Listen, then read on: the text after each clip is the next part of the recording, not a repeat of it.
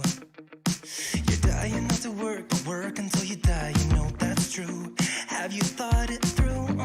Cause you love to tell me what to do. Say no, I'm not like you, I don't think that you get it. You should go and get out, I'll make you regret it. Someone like you should worry about. Maybe your two's upside down, and I'm not like you, I don't think that you get it. I don't wanna put on a smile, everybody expects me to. So you can keep your suit and your tie, gotta hope that it strangles you. Yeah, I do. You buy shit you don't need to impress the ones you hate, that's so up. Cause everything you own just ends up owning you. So, dear society, you suck. Say no, I'm not like you, I don't think that you get it. You should go and get out, I'll make you regret it. Someone like you should worry about. Maybe it's you who's upside down, and I'm not like you, I don't think that you get it. Ooh.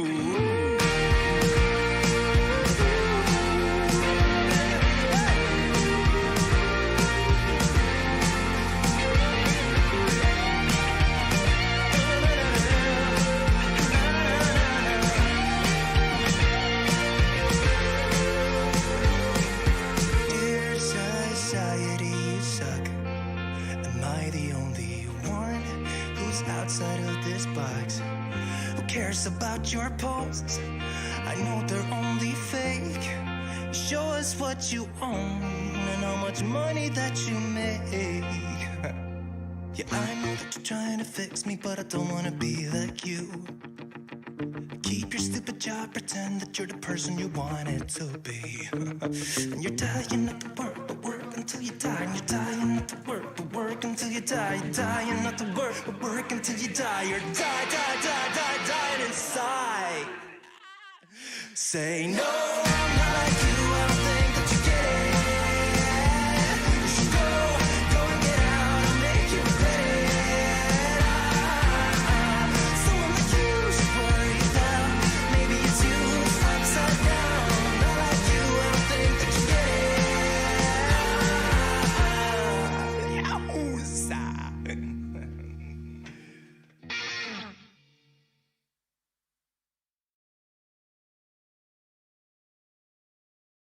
Good morning, Internet, and welcome to the Marcus Morning Radio Show for January 31st, 2023. Now, we have a brand new relaunch of all things OBS, so if anything sounds, looks, or smells weird, blame Grandma, okay? It ain't Marcus's fault. It's been a weekend, okay? We ended the week moist, and we're starting the week dry. And both of the extremes of the spectrum that ain't nobody got time for. So on this great morning, the end of a month, what is time even at this point? Do you all even understand where we are as a society anymore? Do you understand what the internet has done to us? For all the good, all the bad, all the things in between. The world is wild, man. We have just such a strange collaboration of digital and analog worlds that are just slamming into each other, man. We live in a world where we have so much excess and so much money and so much like time that there's entire economies that have been created specifically for talking shit. There's entire ecosystems that exist for no other reason to create and spread drama. It's crazy, isn't it? I mean, essentially that just used to be limited. It used to be limited to who had the power. It used to be limited to who had the money. You know, if you had the money to print the newspapers, if you had money to buy the airtime on the radio, you know, if you had money to get in front of people. But now, grassroots is, man, the idea of grassroots is so different than what it used to be. What's grassroots now? You just send a tweet and all of a sudden 100 million people. Will you have a rally? You have an entire army at your fucking beck and call. Now, granted, it's not nearly as strong as people who actually give a shit and are willing to leave their houses. One thing I can tell you is the digital army is real, man. People listen to it all the time. Our politicians listen to it. People in government listen to it. Our companies listen to it. M&M's just put a bunch of poor little actors and actresses out of work. Those poor, hard candy-covered chocolate whores. Like, it's just unbelievable. So in a world where everyone's listening to Twitter, in a world where everybody's online and everybody's, connected while never even smelling the onion breath of a cousin, here we find ourselves once again talking about shit that's going on the internet. Well, when you think, sure, Mark, there's the drama, there's all this stuff that's going on. It's not going to affect me. I don't buy that stuff. I don't prescribe to the drama economy. Oh yeah? Well, you do prescribe to World of Warcraft? Because pretty sure World of Warcraft just, believe it or not, drumming up a little more drama. Now, here's the problem when you have drama within giant mega corporations. You have absolutely no power, you have no input, and you have no control, and you have no choice. Your only choice is to either pay for it and use it and risk getting screwed, or not pay for it and don't get to play it. Either way, you lose, right? In one scenario, you risk losing money. By the way, you at least get to play with the product. And on the other scenario, you just get to not participate and stand on your principles, right? So it kind of changes exactly what is expected from our great, powerful corporate overlords. Well, World of Warcraft, they had a little bit of a falling out. And by a little bit of a falling out, all negotiations have broken down between World of Warcraft and NetEase. So the World of Warcraft shutdown cuts off millions of gamers in China. So essentially, here what happened. For the last, 10 to 12 years, Blizzard and NetEase have been buddies, right? They've been working a partnership and cooperation. Blizzard made the game. NetEase essentially had the servers so that China could play it, right? It's a symbiotic relationship because the cost for Blizzard Activision to run servers is crazy. That would be so expensive. It would be a completely different industry that they would have to do. It makes a lot more sense, and depending on the industry, to have people who do one part very, very well, people who do the other part very, very well. Now, granted, this is the risk, because if those partnerships break down, what once was whole is no longer whole. It's broken. So in a world where cooperation led to 10 to 14 years of love and profitability, has now led millions of people to no longer have access to something that they've been playing, building, enjoying for 10 plus years. Because essentially what happened is when NetEase and World of Warcraft couldn't come together, they said, get fucked. And they broke ties. And as soon as that happened, this company could no longer use this company's game, could no longer use this company's servers. And the players on the other side, so you got company, everybody who pays money to support both. Fuck these people. Fuck them. Because that's exactly what happened. These two didn't get along, and these people got fucked. That's exactly what happened.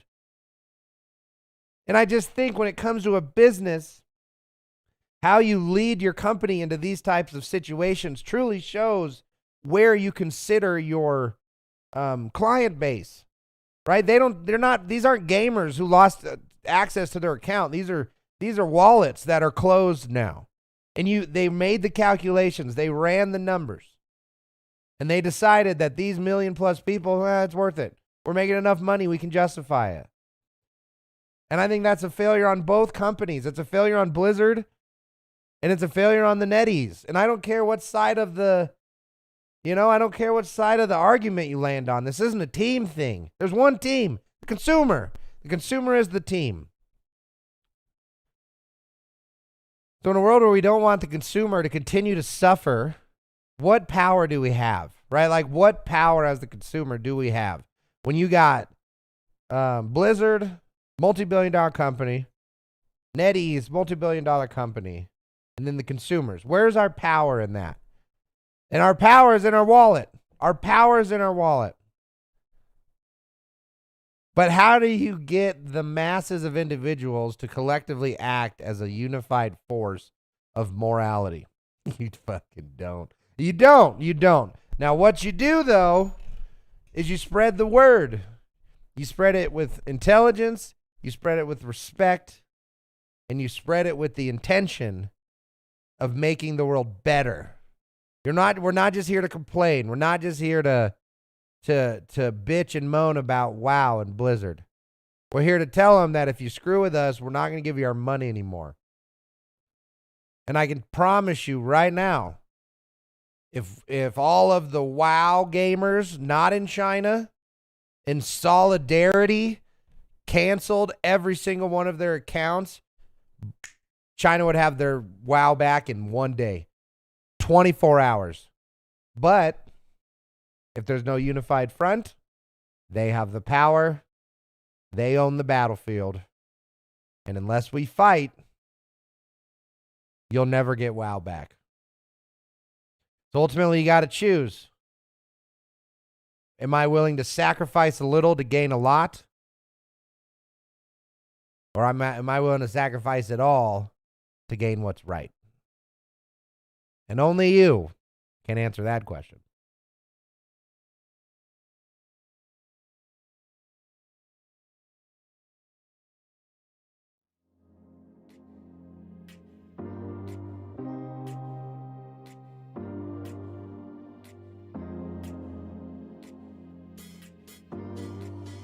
If you like what you see, come and get it with me. I know you deserve all you want. 'Cause your heart's made of gold, but don't wait till you're old. If you want it, I get you some. Yeah, your body losing up the tension. Baby, did I mention I'll be here for you? And my body show you new dimensions. Baby, did I mention this is what I do? Let it go, lose control like you're on a ride. Let me free your mind, let me free your mind. Give it up, never stop, don't be scared of heights. Let me free your mind, let me free your mind. Let me free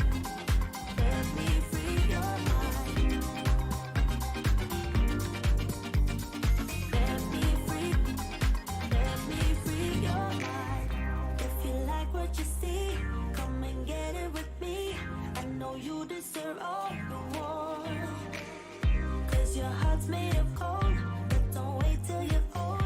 If you want it, I get you some. Feel your body losing up the tension. Baby, did I mention I'll be here for you? And my body show you new dimensions. Baby, did I mention this is what I do? Let it go, lose control like you're on a ride. Let me free your mind, let me free your mind. Give it up, never stop, don't be scared of heights. Let me free your mind, let me free your mind. Let me free your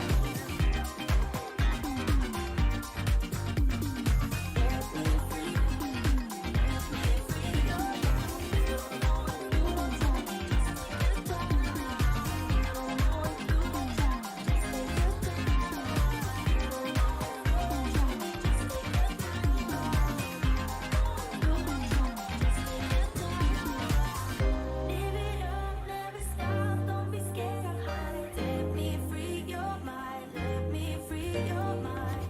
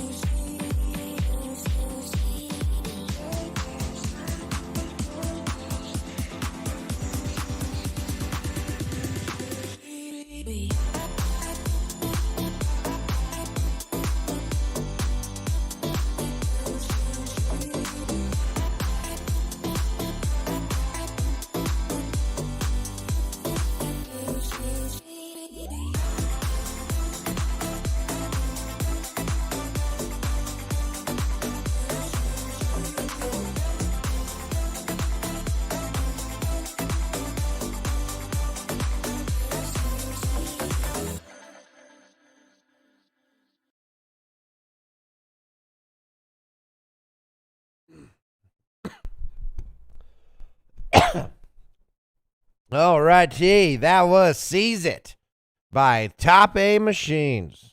Good sound, good sound. Before that, we had Free Your Mind by Vicky Vox. You know, the thing about, what is that, alliteration? You know, like Munching Monkeys, Slimy, Slicks, Slapping, Sillily. Sillily? What is the plural for silly? Sillies? You know, at some point when they were making the language, they had to have been tired and just started throwing S's at the end of things, right? It's like, God, what's the plural for this one? I don't know, man. What was the plural? S. Just putting prunes. You sure? Yeah, fuck it. Prunes. I don't want to make up a new one. It's just, we'll call it, if there's more than one of these, just put an S on it. Then they just moved on. Oh, I see what it is. It's, fucked up. I don't know. Hashtag broken. Always. Always broken. Not always.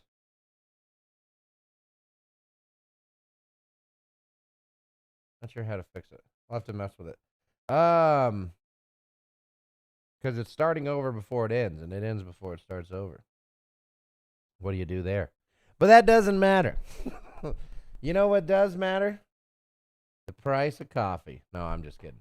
But seriously though, so we had to do a full revamp of the news show, or not the news show, but OBS, right? Because ultimately, what else am I gonna do other than sacrifice a lamb to the OBS god and the Comcast worshipers of old? I can't think of what to do to make this work better, so I just ultimately said, "Fuck it, I'm gonna redo it all." I'm gonna redo it all, and that's what I did. We got a brand new setup for OBS. I'm not sure how the microphone's sounding. I tried my best to copy the filters from before. But, you know, we streamlined everything. And so far, in terms of network lag, I got none. And then all of a sudden, offline. But ultimately, hey, if nothing else, that would be funny. The comedic timing would be next level. But there's some things that even the best comedic timing can't protect you from. And domestic abuse charges. Now those are no laughing matter. Justin Roiland resigns from Squanch Games following domestic abuse charges. So, hashtag, when they say resign, they definitely mean told to step down. Because if you don't, we'll make it a lot worse for you. So, homie was given a choice, and he left. Because here's the crazy thing, okay? I don't take sides until the evidence has been given. I got no pony in this race for Justin Roiland. I saw some text, apparently. I've heard some of the evidence. But ultimately, what type of person would care enough to pay attention to this, but not care enough to actually want the answer for what is going on? Because ultimately, I'm not the judge and jury. I have no knowledge about Justin Roiland's situation other than what the news chooses to tell us. So in a world where we're supposed to believe that people are innocent until proven guilty, why are so many people okay with, as long as it aligns with their enemies, who they feel the boogeymen of the world are, no evidence needed? You challenge them on any other belief, they'll say, cite your sources, motherfucker. But if you even utter the idea that somebody is innocent until proven guilty, if it's involving sexual abuse or any type of this stuff, there's no court of law that's good enough for them. And that's one issue that we have to make sure we're not doing. We can't be jumping to these knee-jerk conclusions to situations that we have almost no information about. Now, obviously, if Justin kidnapped some people, did some messed up stuff to him, and ultimately is guilty, may he forever pay the price that he deserves. He absolutely made justice be swift and the fist be wide as his asshole is stretched. But until we actually know he did it, until we know he's guilty, how can you fire him from Rick and Morty? How can you have him resign from Squanch Games? This dude, you're ruining his life before you even know if it's true or not. That's fucked up, man. You shouldn't be comfortable with that. Because one of the scariest things in the world is if you actually got held accountable for what you said and did when it's completely and totally out of context. A lot of people who get a jump on this judge wagon, if their life was looked at for even a moment, they, oh man, would they just look like the worst people in the world? So what did you mean when you sent all these death threats? Well, it's different. It's different because I'm different and I'm not famous. I'm different. Being moral, being just, being good, there's not a price tag on that. There's not a bar of wealth and success that somehow once you're above it, now you're a good person. The poorest people in the world are full of love. The people with the most money in the world can also be full of love. As humans, that is our capacity. Our capacity is love.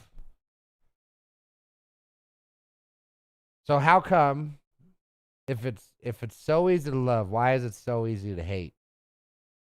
Just because the narrative matches. You know, they're getting really, really good at writing these stories in a way that they just know exactly who they're pissing off with this. And you shouldn't. Don't play their game. Don't be their puppet. Because Roiland was also dropped from shows on Hulu, including Solar Opposites. Man. And he had a new show coming up called Koala Man. And whether you like him or not, I'm not here to talk about the man's sense of humor. You know, Solar Opposites was okay at best. Rick and Morty 1, 2, 3 seasons were fire. Ever then, it's been trash. But that doesn't change the fact that this man deserves his day in court. If he's guilty, we'll shit on him then. But until then, just try to be a good enough human that you don't make judgments uneducated. Because it's not a good look. And we can definitely do better.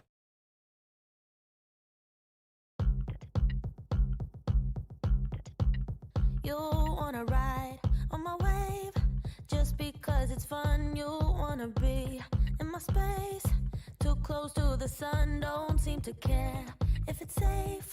Well, that makes two of us. I'm so insane, and you like it. But you haven't seen anything yet. Now you're just beginning your trip to regrets. You might think you know me, but soon you forget. I'm too insane, and you know it. You got to learn to like me again and again, 'cause I will make you love me again and again. Just when you think you love me, you'll think again, 'cause I will make you hate me again and again. I'll say I'm fine when I'm not, just to mess you up. I won't be home when you want, and I won't pick up. You'll spend your time with your watch, counting down the clock. You'll go insane, and I like it. But you haven't seen all of me yet. Now I'm just beginning your work in progress. You might think you know me, but soon you forget. I'm too insane, and you know it. You got to learn to like me again and again, 'cause I will make you love me again and again. Just when you think you love me, you'll think again, 'cause I will make you hate me again and again. Again and again. Again and again. You wanna ride on my wave just because it's fun. You wanna be in my space, too close to the sun, don't seem to care if it's safe. Well, that makes two of us. I'm so insane, and you like it. You got to learn to like me again and again, 'cause I will make you love me again and again. Just when you think you love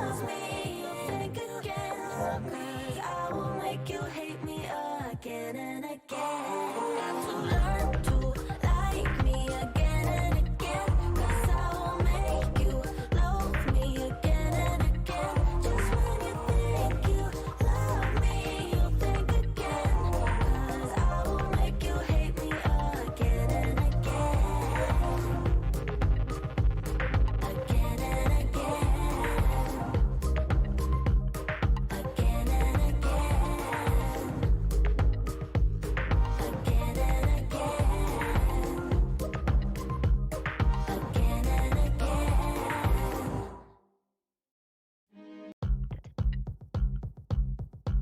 All right, y'all. That was Again and Again by Vicky Vox. That's, you know, they say when you're writing music, when you're stuck, just write what you just sang again. You know, I swear that's what they're teaching these people at the New York Philharmonic School of Crappy Music Writing. Right now, Vicky, I'm not saying your song was crappy.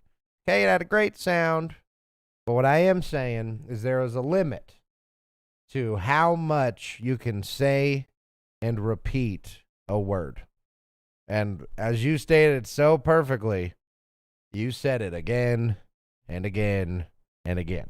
But as we continue down this road of news, information, and entertainment, we say hello to the one and only Potato Guzzler. That's right. Coming in, asking for a shout out, typically pretty rude and distasteful. But with a name like Potato Guzzler, hey, least I can do is say it, right? So as we continue, see, as long as you give him what you want, you can say all you want to him. I have learned that a lot. I've learned now, Potato, take this with a grain of salt. But if I've learned one thing about people, it's this. You would be amazed at what you can say to them as long as you ultimately give them what they want. It's true, man. It's crazy. People will literally just stare at you wide-eyed open. Is he going to say what I asked him to say? Wait, did he just say I'm a dumb idiot? Whatever. Is he good? He did. He said it. He said it. He said it. And now the issue with that is it shows a disingenuous vibe, you know? Because I had to buy his love. But I doubt, we'll see if he ever comes back, huh? Mr. Guzzler, we'll put your mashed potatoes where your mouth is. All right, y'all. So as we move on from shameless self-promotion, we are here to talk about apparently one of the biggest controversies in the modern era. Okay, the 20s have been crazy. Between the COVID, but oh, that's a good point. He wasn't even followed before I said his name. And he's not even followed, asking for a shout out. So this has been something. The 20s, y'all, the 20s have been an interesting time. Because if you're old enough, like me, to be old enough to have existed before the internet, you have an amazing ability to see how different, how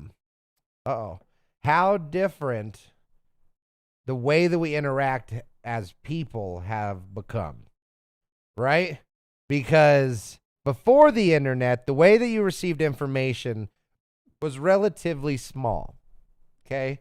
You had the newspapers for like the bigger stuff. You had the television news for like international and federal stuff and like local news. But basically, if it was the TV, the newspaper, or your buddies, that is how you more or less received information and found information back in the day. Now with the world of the internet, you have access to all of the world's internet information at the drop of a hat. You can also create new information and post it at any time, right? And because of that, what has happened is there's been a dilution of what information means. What it actually means to be informed has been adjusted and modified to such a strong degree. Because being informed isn't simply knowing, like, what people are saying. Because now there's so much being said. Like even me, look at my show. I'm small, but I'm out here spewing shit. And if somebody's watching this and you do nothing else other than listen to the Marcus for their news information, they are going to be well informed, but horribly uninformed also. There's so many different angles that you have to take to be educated in a modern digital world.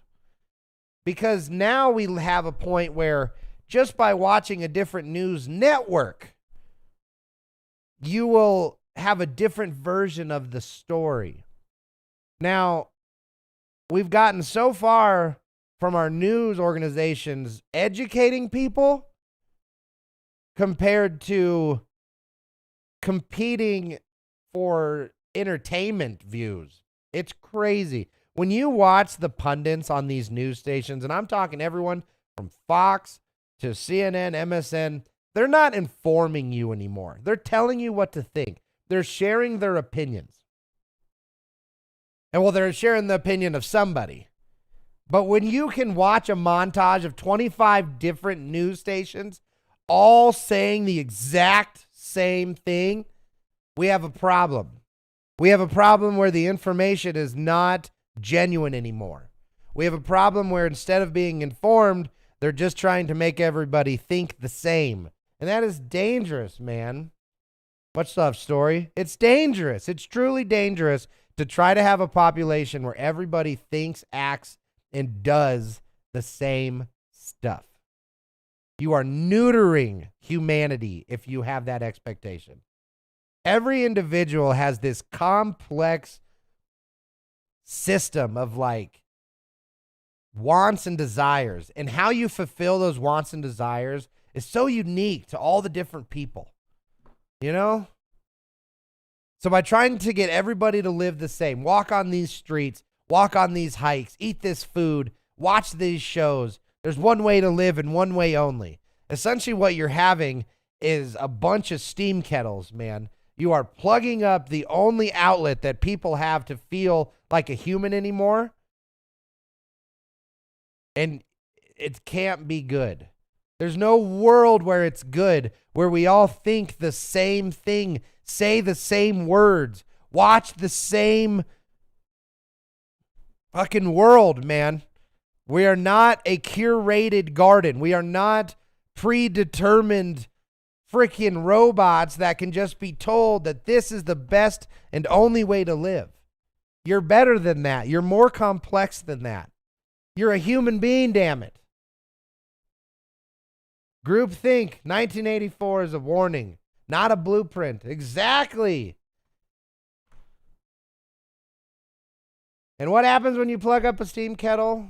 It becomes a pressure bomb. And that's not a call to violence or violence at all. I'm saying it's going to be a result. It's going to be an inevitable and ultimately horrible, instance for humanity. Because I truly believe that humans will always persevere. We will always make it through the current regime. We will always make it through the current immoral government, the current disease, the current disaster. I truly believe in humanity more than anything. And it's why it's so frustrating, Potato. It's why it's so frustrating that there is so much willingness to allow humanity to like fall into this world of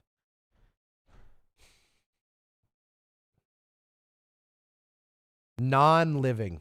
I mean, I see the faces of these just zombie humans, man. I listen as they tell me their stories, and there's never like joy, you know? And it's not that they're sad, but they're also not happy either. They're just existing. They're going from their show to their job, to their phone, to their car, rinse, repeat every day. What happened to the spirit of adventure?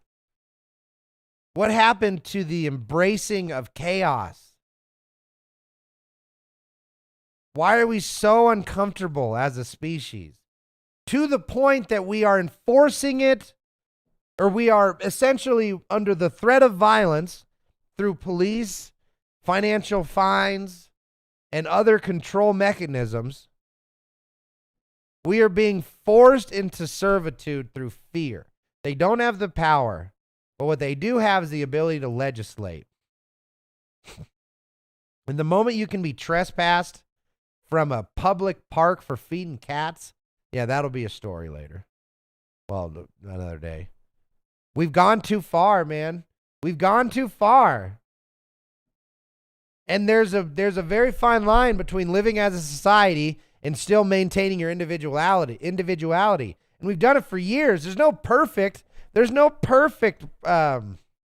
system, but there's a way better system than we have right now. And the core fundamental principle of that system is freedom. Freedom of choice, freedom to fail, freedom to succeed, and freedom to die. We have those rights. You're born with them. Every single person, every single day. The moment you take that first fucking breath, you are deserving of liberties. And we've gotten too far. We've come so far from freedom, where it's like we're going back to killing the king's fucking sheep.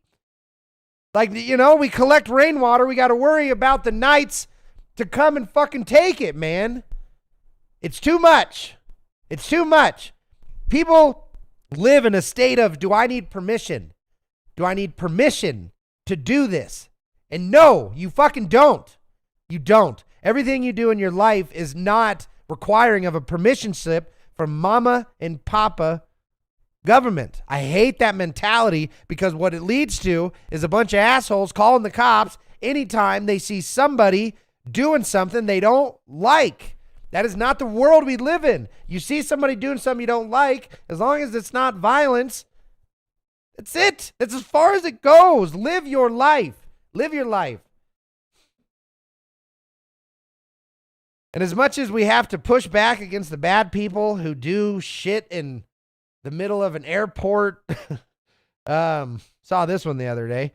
There are people in this world who will go up to a janitor in the middle of an airport hallway, threaten him with violence, and shit in his mop bucket. I'm not kidding.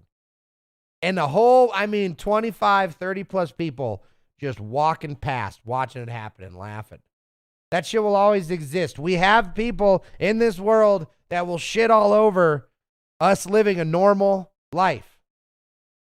Now, we don't just let it happen. We don't just let it exist. We punish the shitter, the guy who's shitting in the mop bucket, while another person is just trying to do his damn job. But we don't just pretend like the only way to prosperity is through oppression. That will never be the case, and it will never, ever be the right answer. Which leads me to the main point of Donald Trump is coming back. So as much as the damage has been done, regardless of how you feel about the guy, banning an old president or an ex-president from social media just because you don't like the words that he uses is wild. It's wild. And that's what I'm talking about. We shouldn't live in a society that's okay. You shouldn't have enough power in your hatred that you can justify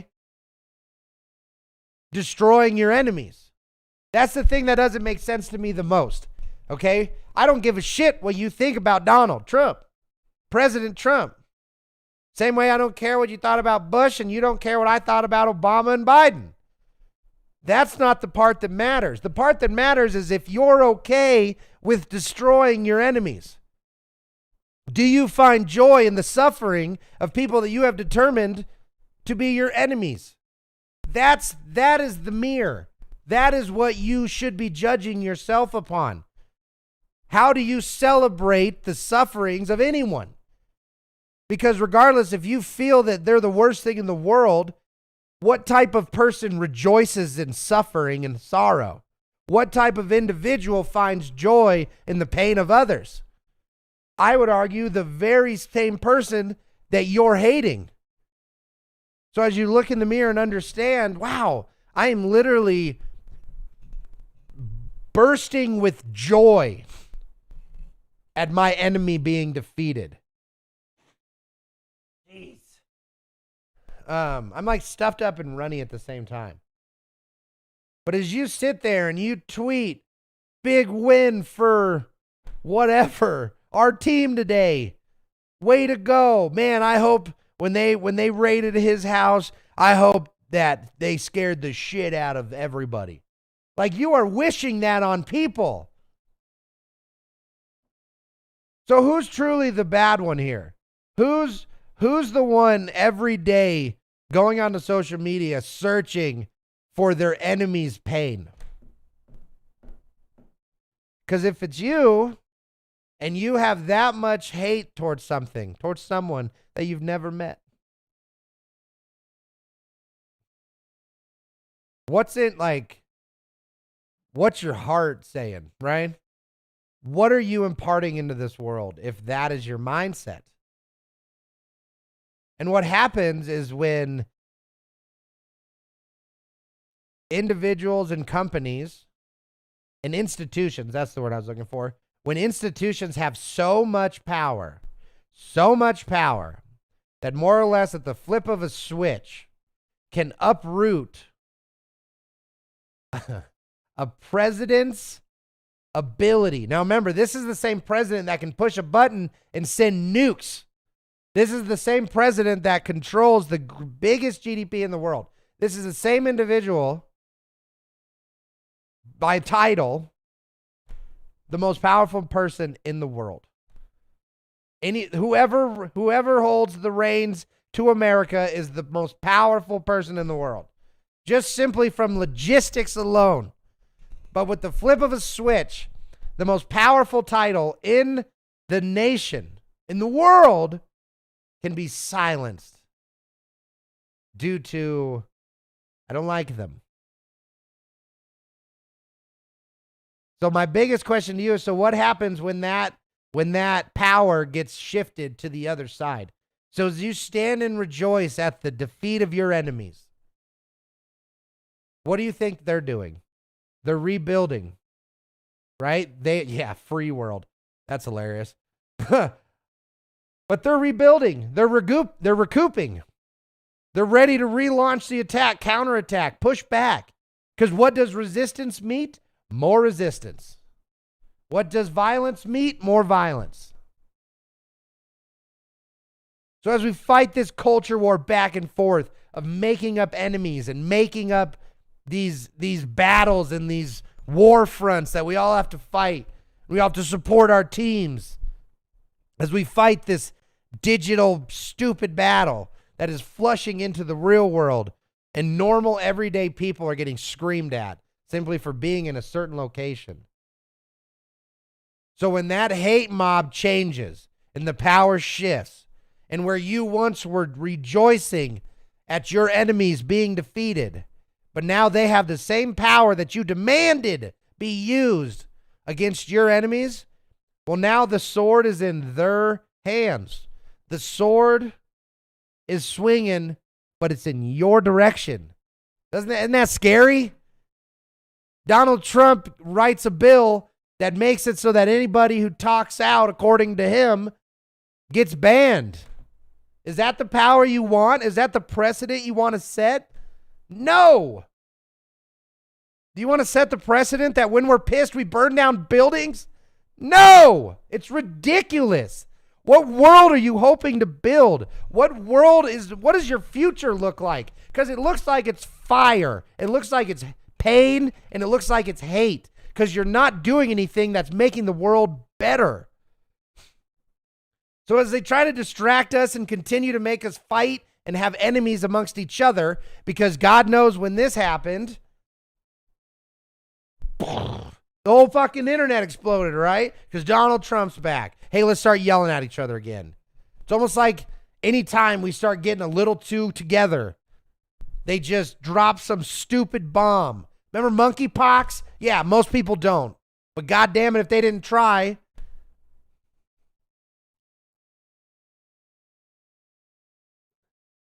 The manipulation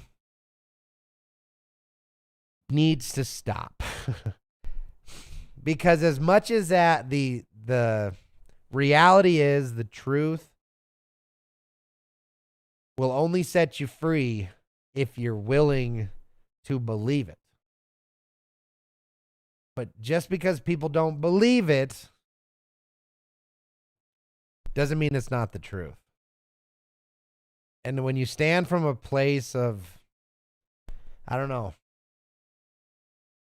it's almost the point you have to be comically heroic in your beliefs. You have to be more than human to be able to be better than most humans. And we're running out of inspiration. We're running out of, where are the heroes that are inspiring these younger people to sacrifice for the good? Where are the heroes to show that if you persevere for the right reasons, it's worth it? What are people, who are people looking up to now? I haven't seen a lot of heroes lately. But it's between just all the police hate that is just earned and also not deserved, to the presidential hate, to the, woke Hollywood. And all of the heroes are like snarky and sarcastic and they're insulting. Like, where's Superman? Where's Batman? Where's the people that they do good always? There's no exception. There's no gray area.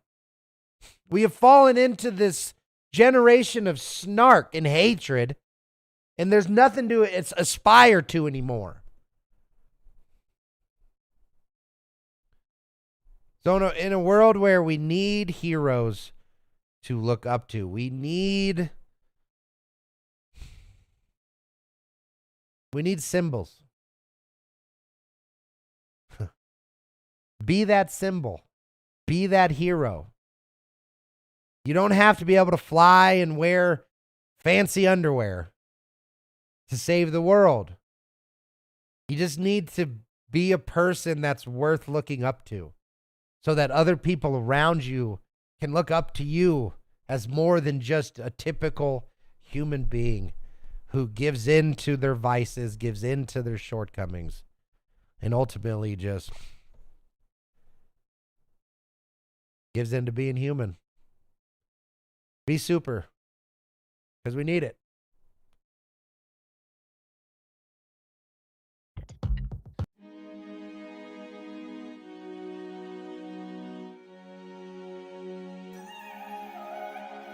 I got this feeling like it's starting now, starting now. I feel adventurous with you. And there is nothing that can hold us back, hold us back. We can do what we want to do. 'Cause we got all the time in the world, for better or worse. We should stay together. So let's stay young and in love. We should focus on us forever. Yeah, baby, if you are feeling like I do, we could run away across the ocean. Baby, what you say? We can leave today. Anywhere we'll go, we'll be alright. It's all about you.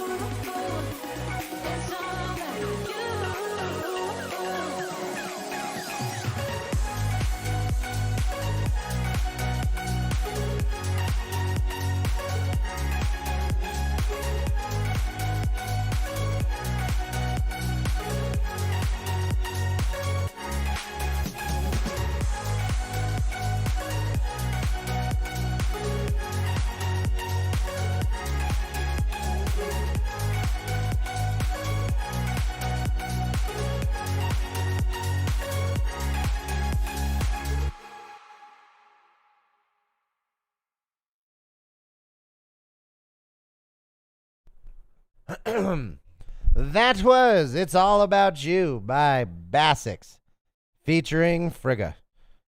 Ooh, that's a dangerous name. You got to say that with a lot of intention.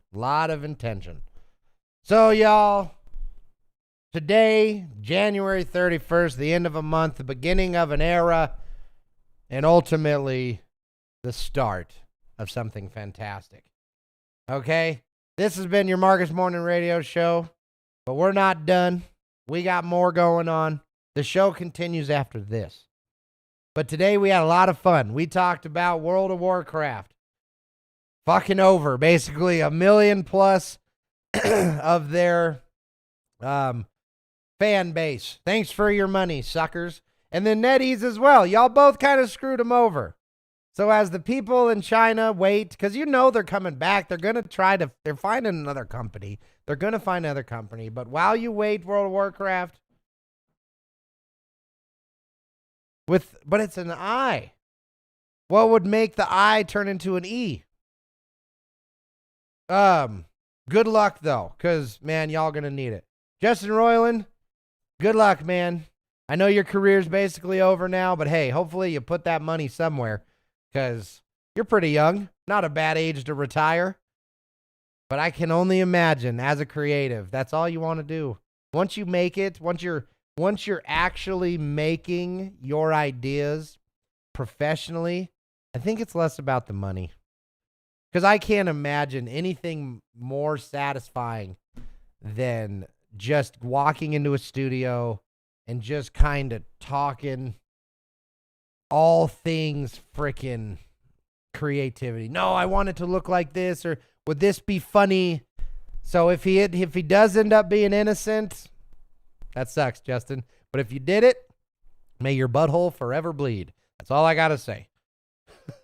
And then we followed it up with, well, arguably a story about Donald Trump coming back to Facebook and Instagram, but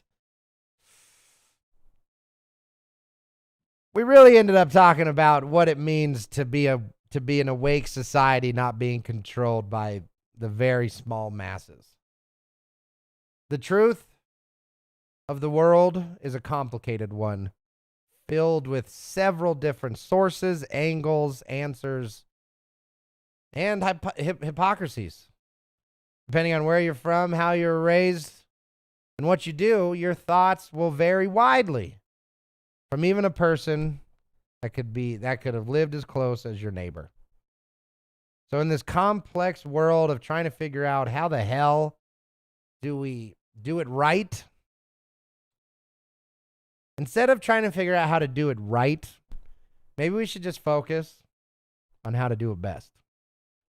So from the bottom of my heart to the top of yours, thank you guys for being here. Please hang out for the show. We're going to do more talking. Tell someone you love them, y'all. And I'll see you tomorrow. Later.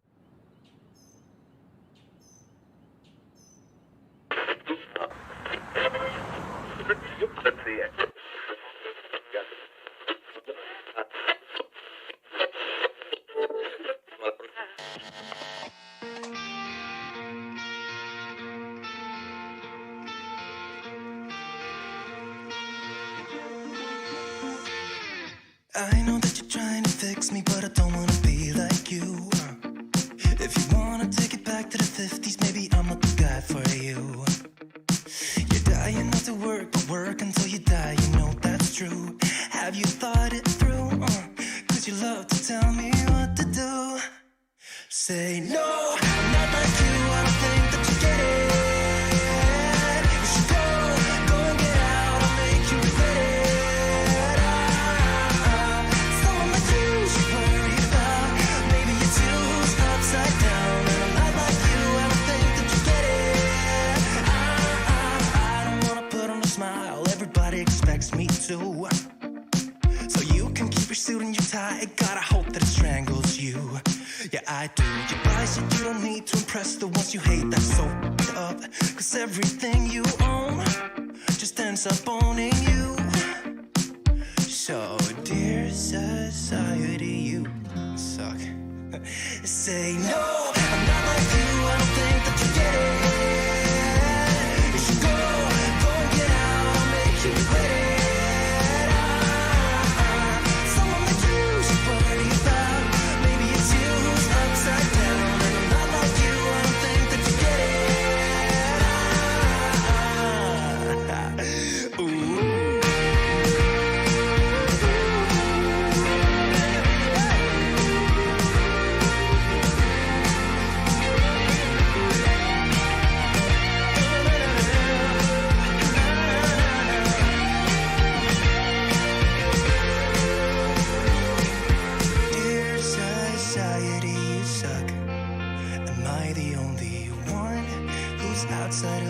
box.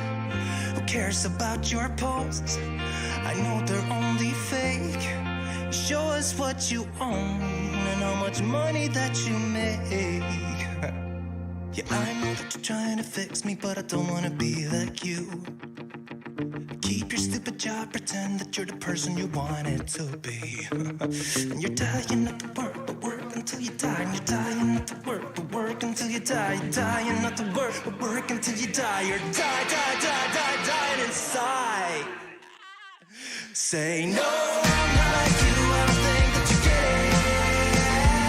You should go and get out and make you regret it. Someone like you should worry about. Maybe it's you who's upside down. I'm not like you, I don't think that you get it.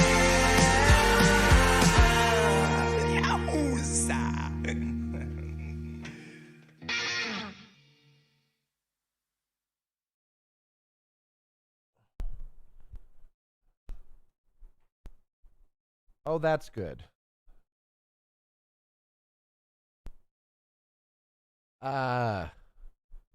This is normal.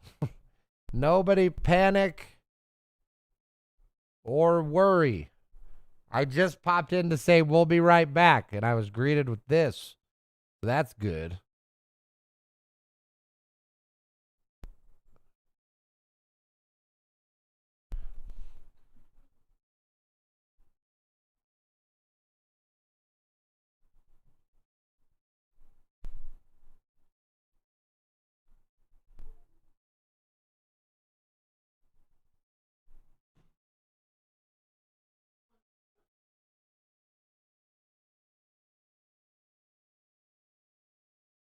Okay.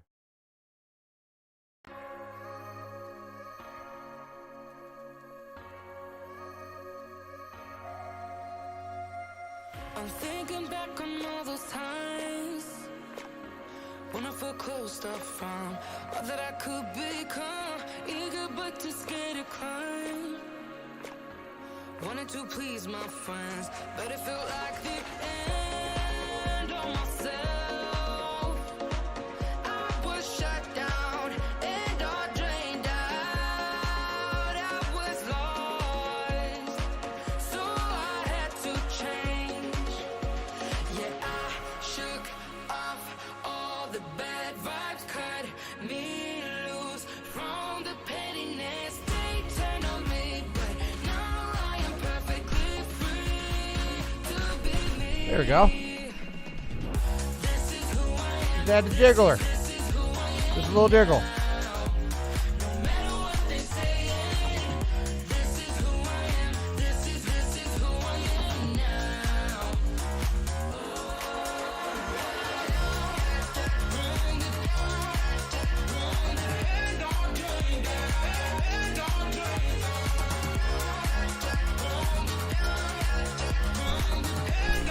You know I got you, Crump.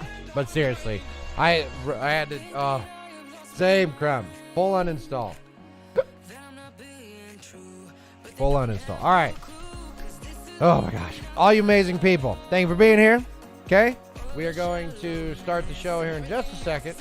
I just need to stand up, use the potty, and I'll be back. Crump, how the hell are you? What's going on? Are you teasing me with a good Apex time? I thought that was next week. Okay. So Exner, Crump, Tato, if you're still here, all you may. Sunny, I can't believe Sunny showed up. I can, but I love it. I love it, man. So, stand by for greatness. And by greatness, I mean go look in the mirror, because there it is, right there, looking back at you. Okay? If you haven't gone and just looked and stared at the mirror and truly take a minute to look into your soul for like 4 or 5 minutes, you need to. So go do that. Go look in the mirror. Stare right into your eyes. And if you start to cry, stare harder. We'll be right back.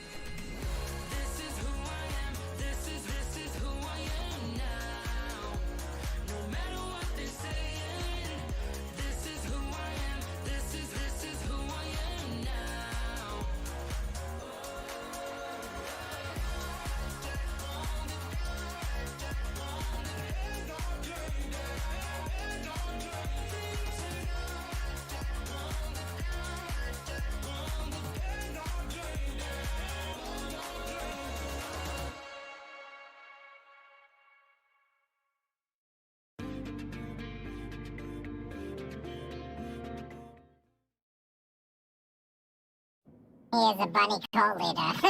Yeah, you have joined me for carrots. You have joined me for fluffiness. But the thing you did not know that you joined me for was revolution. We, the bunnies, will come together once again and reclaim the fields. We will reclaim the cartoons. We will rise as bunnies shall rise on the backs of our feet as we jump higher. Higher than any bunny has ever jumped is what we will do today. Join me, bunny brothers, as we take back what is once and forever ours. Freedom! Alright. Carrots for everybody.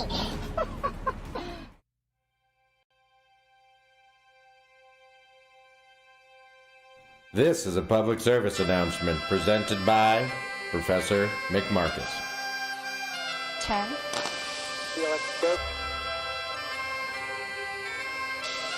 Yeah! What's up, nerd? 5, 4, 3, 2, 1. And booster ignition and liftoff.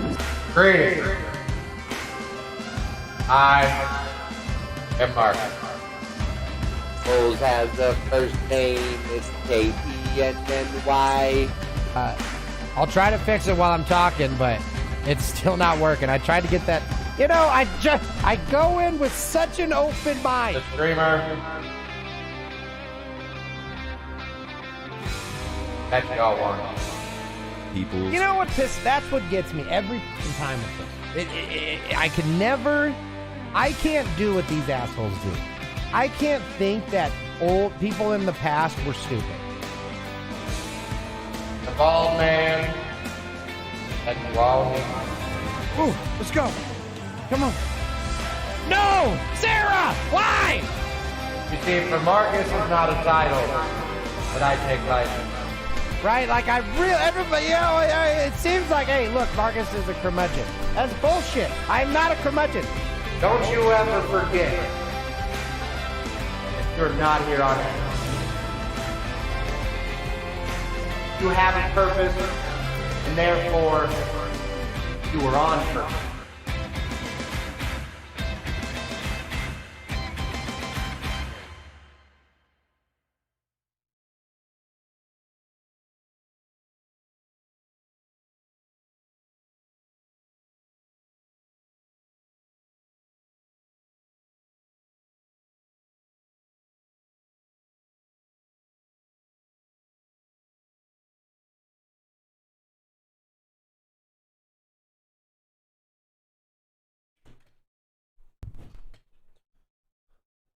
Oh my. Good morning, Internet, and welcome to the Markus Morning Show. That is right. We have been informed and newsificated, and now we are here on the doorsteps of greatness. The stoop kid who will leave his stoop. That's right. If you're old enough to get that reference, you are amongst friends, because that football-shaped jazz music listening cool kid on town, it's who everybody wanted to be. Because as much as he was loved, he was as equally flawed. And I think there's something important to that, y'all. There is. Why do we think that any sort of flaw that exists in this world, excuse me, again, is the end of the world, right? We're so ashamed. We're so embarrassed.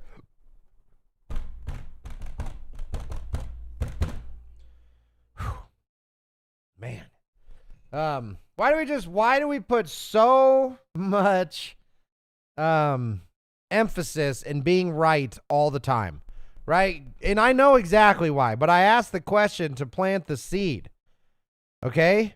We've gotten to a point where the idea of flaws is like, it's what an interesting place to be. Because really think about what we're doing as society.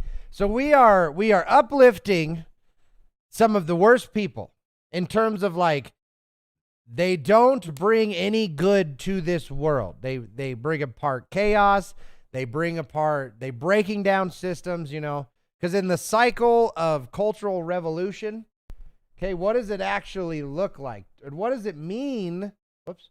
What does it mean to participate in the grand experiment that is right now? Because I can tell you, for every hero, there's that same person's a villain.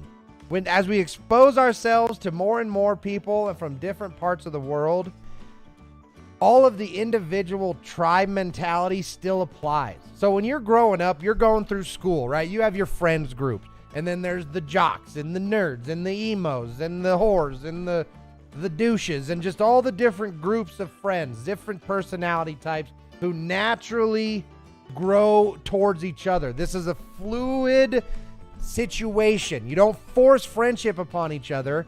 You notice things you like about each other, and you're naturally drawn towards your friends. That is how it has always worked, because that is how humans work. It's a simple concept.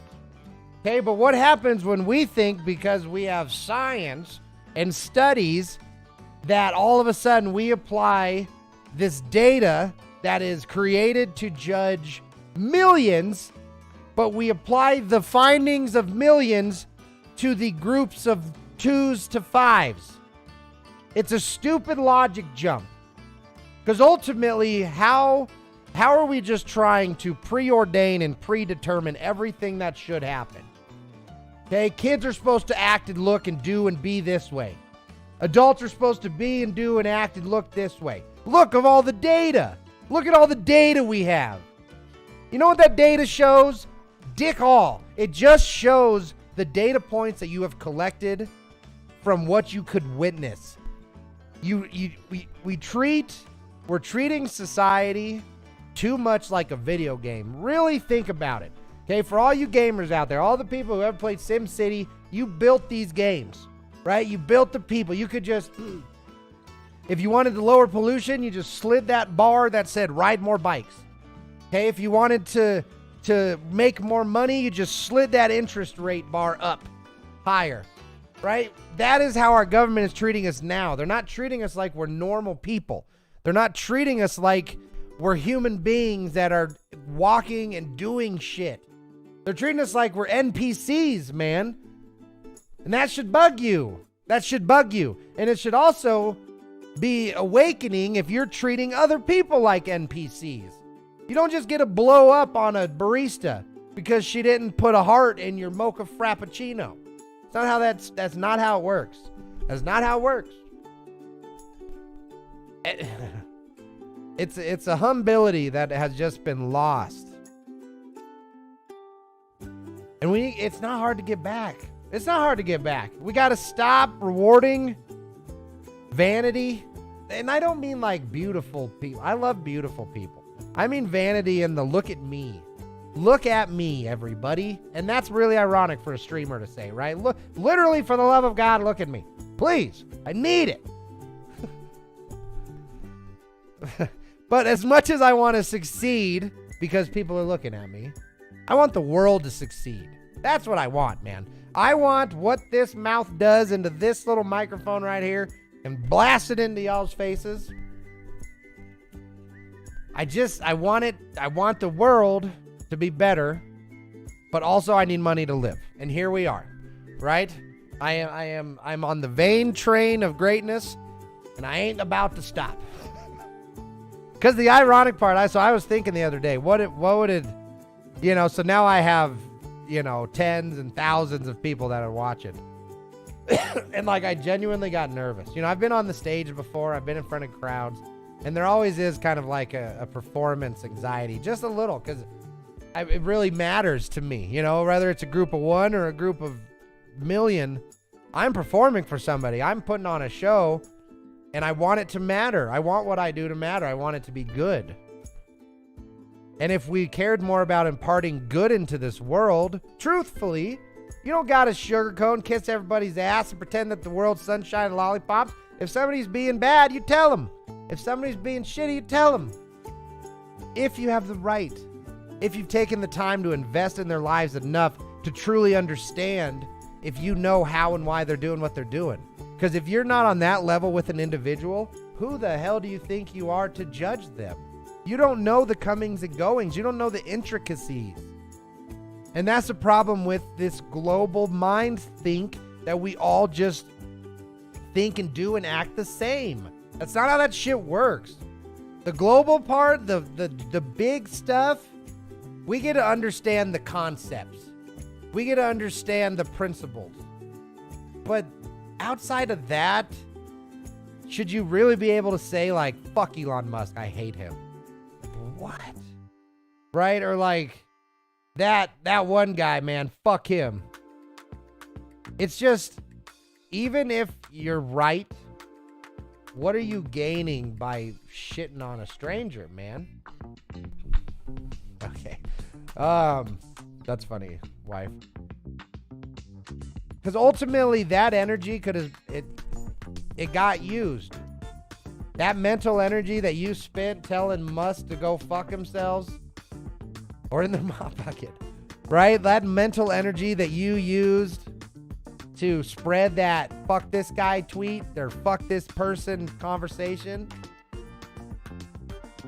That same energy, that same block of time could have been used educating on why maybe that person's actions you don't agree with. But that's a lot harder, isn't it? That takes a lot more effort and intentional thought and energy. And leaves you vulnerable, right? Because now you're making a point that can be refuted, which is good. Which is good.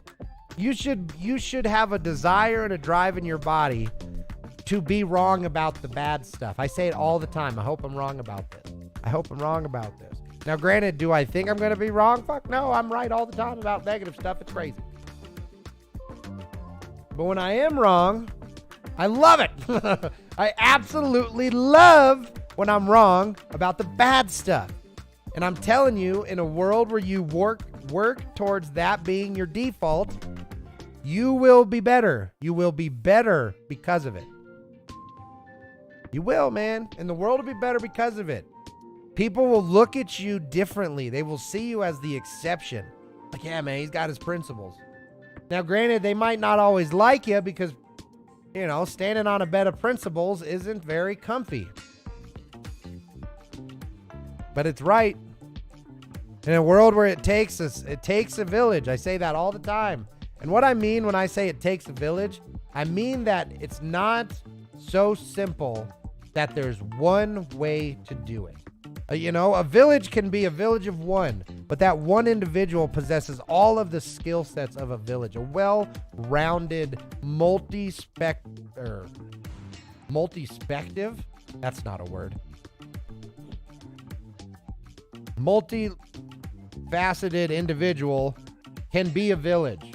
But that is the gurus. Those are like, you know, Uncle Chuck and kind of stuff. Like, man, they just know everything. I want to say Marcus, but it seems vain. But that's the Marcuses, right? It's the people who are willing to open their minds and listen. And I really like to believe if you're here and you listen to the words and you enjoy the words that I say, you probably have that in you. You are probably the exception to your friend group that sees it not in the way that everybody else is just word vomiting out constantly, man. It's the same shit every day. Hey, you know, work sucks and my boss is dick and man, my wife, I love her, but man, she bugs me. It's just, do people even listen to what they're saying? It's that cycle of negativity, but it's just good enough that they don't actually see it that way. And it's just like, do you listen to what you're saying? Every time I ask you how your day was, you open with another day or, oh, thank God I'm home. It's just like you consume negativity every single day, but you don't. And now here's the difference, right? They are arguably happier than I am, right? Especially right now, I got crazy. But before the crazy, they could never claim that to me. That's where it's hard. It's hard arguing from the bottom because when I was on the top, you know, proof's in the pudding. Look at the success. Look at all I've accomplished. Look, you know, my judgment is righteous because it's backed in evidence. Well, now that I'm less successful than I was, you know, a few short years ago, it can be tough. That's where a lot of the doubt from myself comes in. is it can be hard to tell people they're living a bad life when objectively, based off of societal standards, they are living a better life than I am. But I only take that with a grain of salt, because I'll tell you, there's a world where I would choose to be homeless over unhappy. I will never choose to sacrifice my happiness again, because I've done it. I've been there. I chose success over happiness. And it led to the worst situation of my life, you know? And it wasn't like one single action. I chased money hard, man, and it led to a bad place. And that doesn't mean money's bad. I'll be a millionaire again, but it's a matter of you got to do it the right way. Because if you don't do it the right way, the fall is wild. The fall is absolutely wild. Flux trying to figure out if Frigga is Frigga.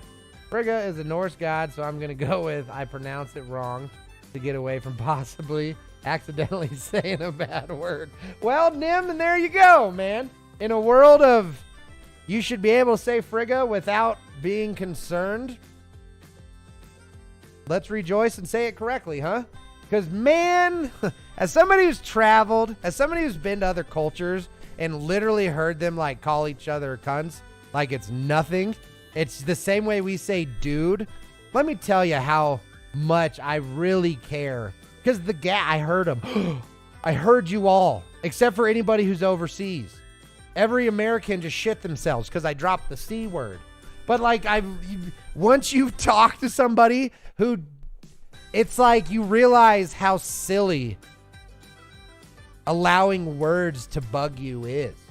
Like, you realize it has everything to do with the intent. Like, if somebody was screaming at me, calling me a potato, I think that would be one of the most offensive things that could ever happen. It's like, listen here, you fucking potato. Did this motherfucker just call me a potato? I'd lose it, man. Because think about the rage. Think about the that they're giving you. That's where the offense is. But that's one way to take it. But it is silly to me, because if you are a natural cusser, which I'm not saying you are, but I am. So me being family friendly would be silly, because I don't believe that those words are bad. I don't say them around kids, and I know when to be appropriate with it. But when it is appropriate, it doesn't bother me in the slightest. But that's where, again, like, once it's so hard for me to take a bad word serious, because it's only serious based off of how you grew up. So for me, I grew up not very judgmental, and then I didn't say that means you're not judgmental, Nim.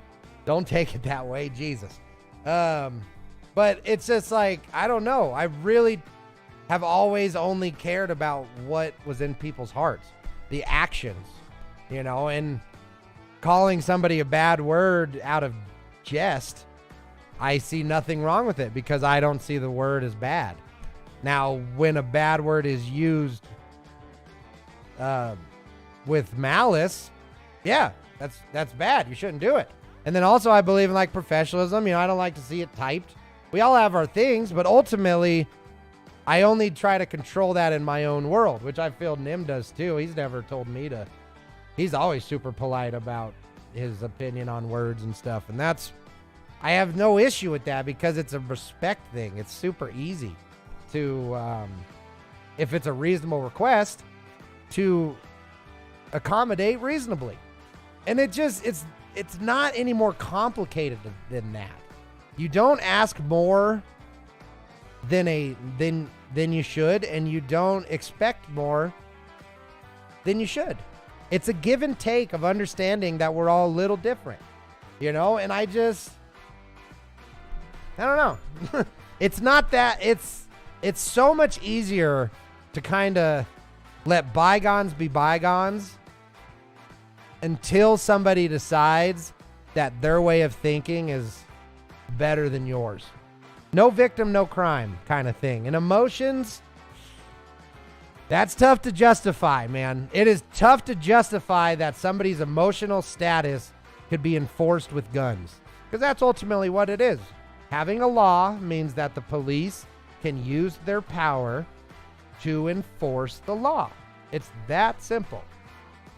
So when a law is made that, for example, if you offend somebody by insulting their race, that is a chargeable offense. So for the man who was singing, what song was he singing? Kung Fu Fighting, and somebody from outside of the club was offended because he heard this person singing Kung Fu Fighting, the police came and arrested the man singing karaoke. Now, granted, that's a very extreme, but you only need one. So let me just replace it with one person was lynched. Just one. It almost never happens. But technically, they deserved it because they broke the law. Are we cool with that? Like, is that fine?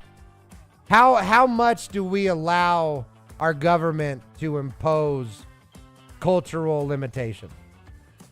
Because the obvious ones are easy. Murders, theft, pooping in a mop bucket that's not yours. That's really simple. But what happens when it's more nuanced? My neighbor's being too loud, and I work nights. I sleep during the day, and my neighbor is being loud. Should that person be able to call the cops? The reason why I'm building this shed at 10 p.m. is because I work during the day. So nighttime's the only time I have free. I know it's loud. Should those neighbors call the cops on that guy? What's the line? And that's why it's so important when you're applying these subjective opinions on what laws should and shouldn't be, you understand how much personal biases go into it. Because for me, I was night shift for years. So that means I was awake while everyone else was sleeping. But guess what? I couldn't live my life the way that I wanted because the grand majority of people were asleep. So as the exception, as the outlier, I had to find a way to make my unique situation fit. And what do you think made me a better person? Having that mindset or every day being super pissed that I got woken up again? And how come people don't understand that I work at night? I'm the one suffering. I need help. Do you see how when you really say it, like, as much as it sucks to be the guy asking for help, what is the world supposed to do? What is the true solution? It's not that everybody just becomes okay with everything. Nobody is allowed to, and this is a little contradictory, but no one's allowed to be offended. Nobody is allowed to do anything that causes any sort of ripple in anyone's life. These people are barbecuing, I don't like it, call the cops. This guy's walking down my street and I don't recognize him, call the cops. That we have defaulted, man. We've defaulted. Hey, my neighbors are being loud. Never even talk to them. Call the cops. And the only way that happens is if we live in a world where we're all the main character. I've seen that in a couple, the internet vibes going around. It's like everybody thinks that it's their story. So the world is their sandbox that they're playing in. And all the rules and all the mechanics are built for them. It ain't true, man. That ain't the way she goes. We all are basically writing our own story as we go through the world, And how we want to live it is truly just up to us because we get to choose who we surround our time with. So, for example, with Nim. Imagine he asked me to PG it up when I go and do a stream. And I'm like, nah, dude. I'm living my truth. Fuck you. And okay, fine. As much as I have a right to do that, I'm a dick because of it. Because I like Nim. I respect him a lot. So why wouldn't a person who likes somebody else and respects them make a mild adjustment for a temporary amount of time, just to better each other's lives and allow each other to be into it? Because if I was too hard-nosed or he was too hard-nosed, one, he would never invite me because he'd be like, he cusses, not allowed. And I would never go onto his show because, fuck him. I'm not going to, I want to cuss. It's just, we gain nothing. We gain nothing by compromising nothing.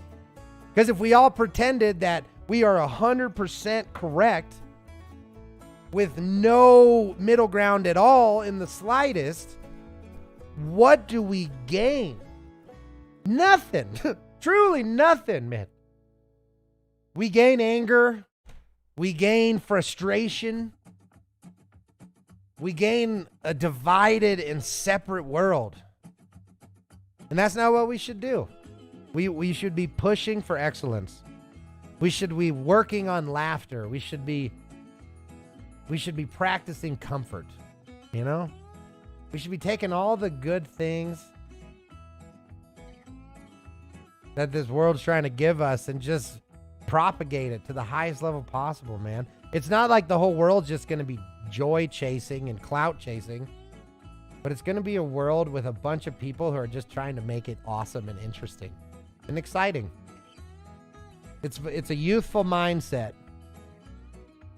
But when you're no longer a youth and you're growing older and now it's time to start changing the world for the better, I don't like changing, improving the world. Because every generation's improved it some way. Some have hurt it and helped. Some have helped it and hurt it. Every generation did a part wrong and a part right. And as we continue towards the future, which the future is forever, I promise y'all, you're going to love this first break. Be right back. Oh my God, it's FedEx. No, this has nothing. It's FedEx. What? I made it! I'm pleased that I made it! What is he doing? Delivering our package. Wait. I won't let you go!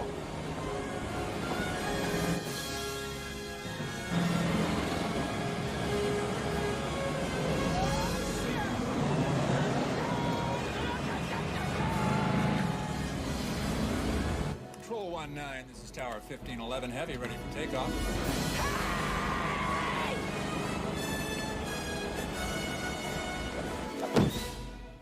What was that? Looked like a shoe.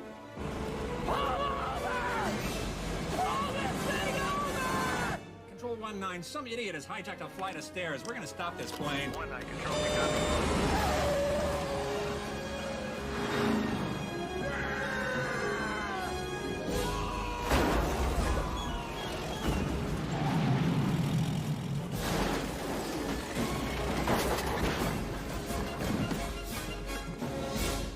Solutions that bring joy, build businesses, save lives, change what's possible.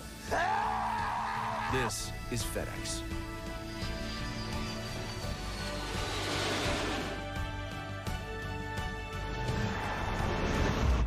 Where now meets next.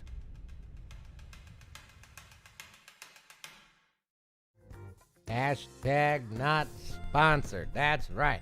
So it's pretty cool. The way we have it set up now is I kind of have the show, like all my scenes are the order of the show, right? So for this one, it starts starting soon, intro, talking 1, break 1, talking 2, and then it kind of keeps going down. It's cool. So as much as it was an absolute pain in the butt to reset OBS, I do enjoy this. This has been enjoyable. I mean, so far, still haven't lost lag or haven't lost stuff. So, all right.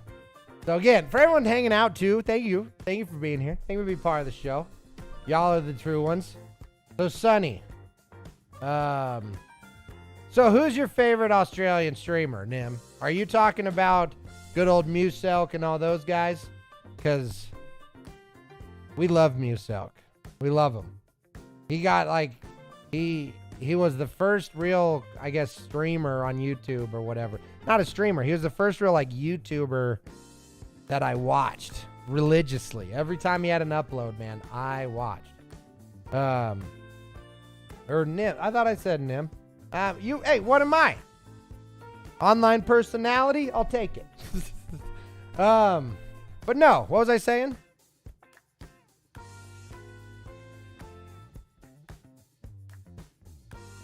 Oh, you a streamer. Okay, anyway, what I was saying.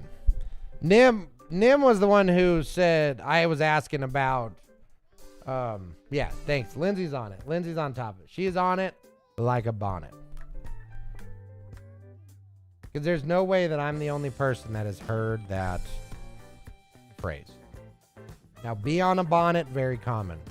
On it like a bonnet, less common. What the hell was I just saying? What are we doing here? It is January 31st, y'all. 10:54. It is cold as hell. I'm pretty sure my pond froze. And it is what it is. You know? You can only do so much with what you got. And it has been cold as balls here. It was flowing when you were out there. Okay, that's good to know. That's good to know. At least the pond is flowing. All right, but anyway. Oh, you were just talking about how you're keeping to your schedule and not getting distracted. I know, isn't it so obvious and apparent?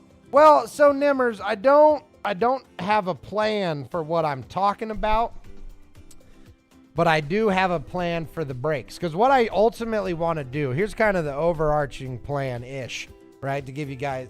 And Nim, I'll tell you, dude, if you're doing it on purpose, it's working. It's noticeable. If you're doing it on accident, holy shit. But if you're making a push right now, man, with your streaming, it's awesome. Congratulations on the 1,000. You're just killing it. I've seen some of your edits. I noticed you had like an outro video. You're accomplishing everything I want to, Nim. And I just want you to know the jealousy comes from admiration. And I love your success, dude. Just keep doing it. You're giving all of us bearded beauties hope. And I love the way you're doing it, man. It's great. It's absolutely fantastic. I know that came out of nowhere, but I'm watching. I'm seeing people succeed. And it's cool. And I'd be lying if there wasn't a part that is, I wish I was also I wish we were standing shoulder to shoulder. But as we continue to push, man, I'm going to figure it out.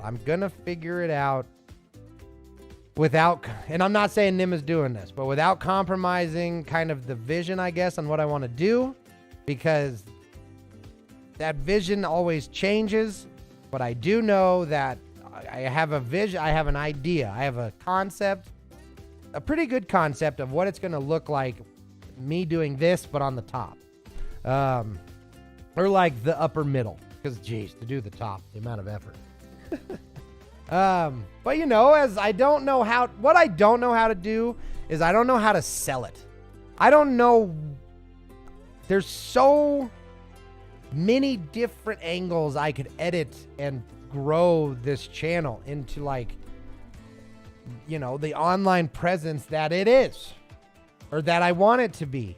There's like the Louder with Crowder angle where it's like passionate, ranting type news. But I don't necessarily want to play the political game. You guys know me. I'm more about the concepts. I don't like to pick a side.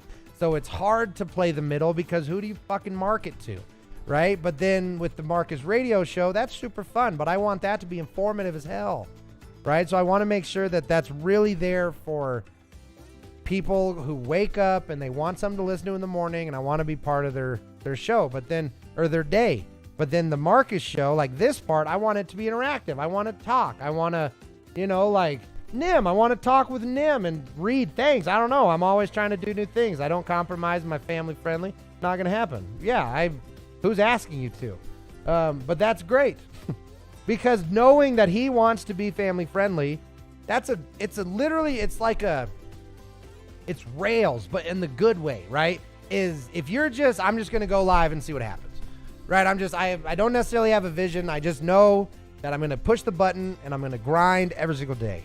As much as I respect the work ethic, that energy that you are putting towards just going live 8, 12 hours, busting your ass, and then just randomly doing clips, because that's kind of, minus the long hours of streaming, I really just pick out my favorite parts of the show and turn them into shorts and turn them into longs. But what the fuck am I, right? Like, am I a mental health? I'm not a reactor. I'm a I game, but not. I talk so much, but it's not just about mental health. It's not just about gaming. It's not just about reading chat. It's like I play. What is it? I don't know. And that's where I'm struggling, because I really do. I know this presence works. I'm a good auditor. You know, the baldness really works. The beard, it's all there. Am I focused though? No. Jojo the Monkey Boy. Because there's the other part of it is I want to be creative. I love making my little bits and my cold opens and all of those fun things. You know?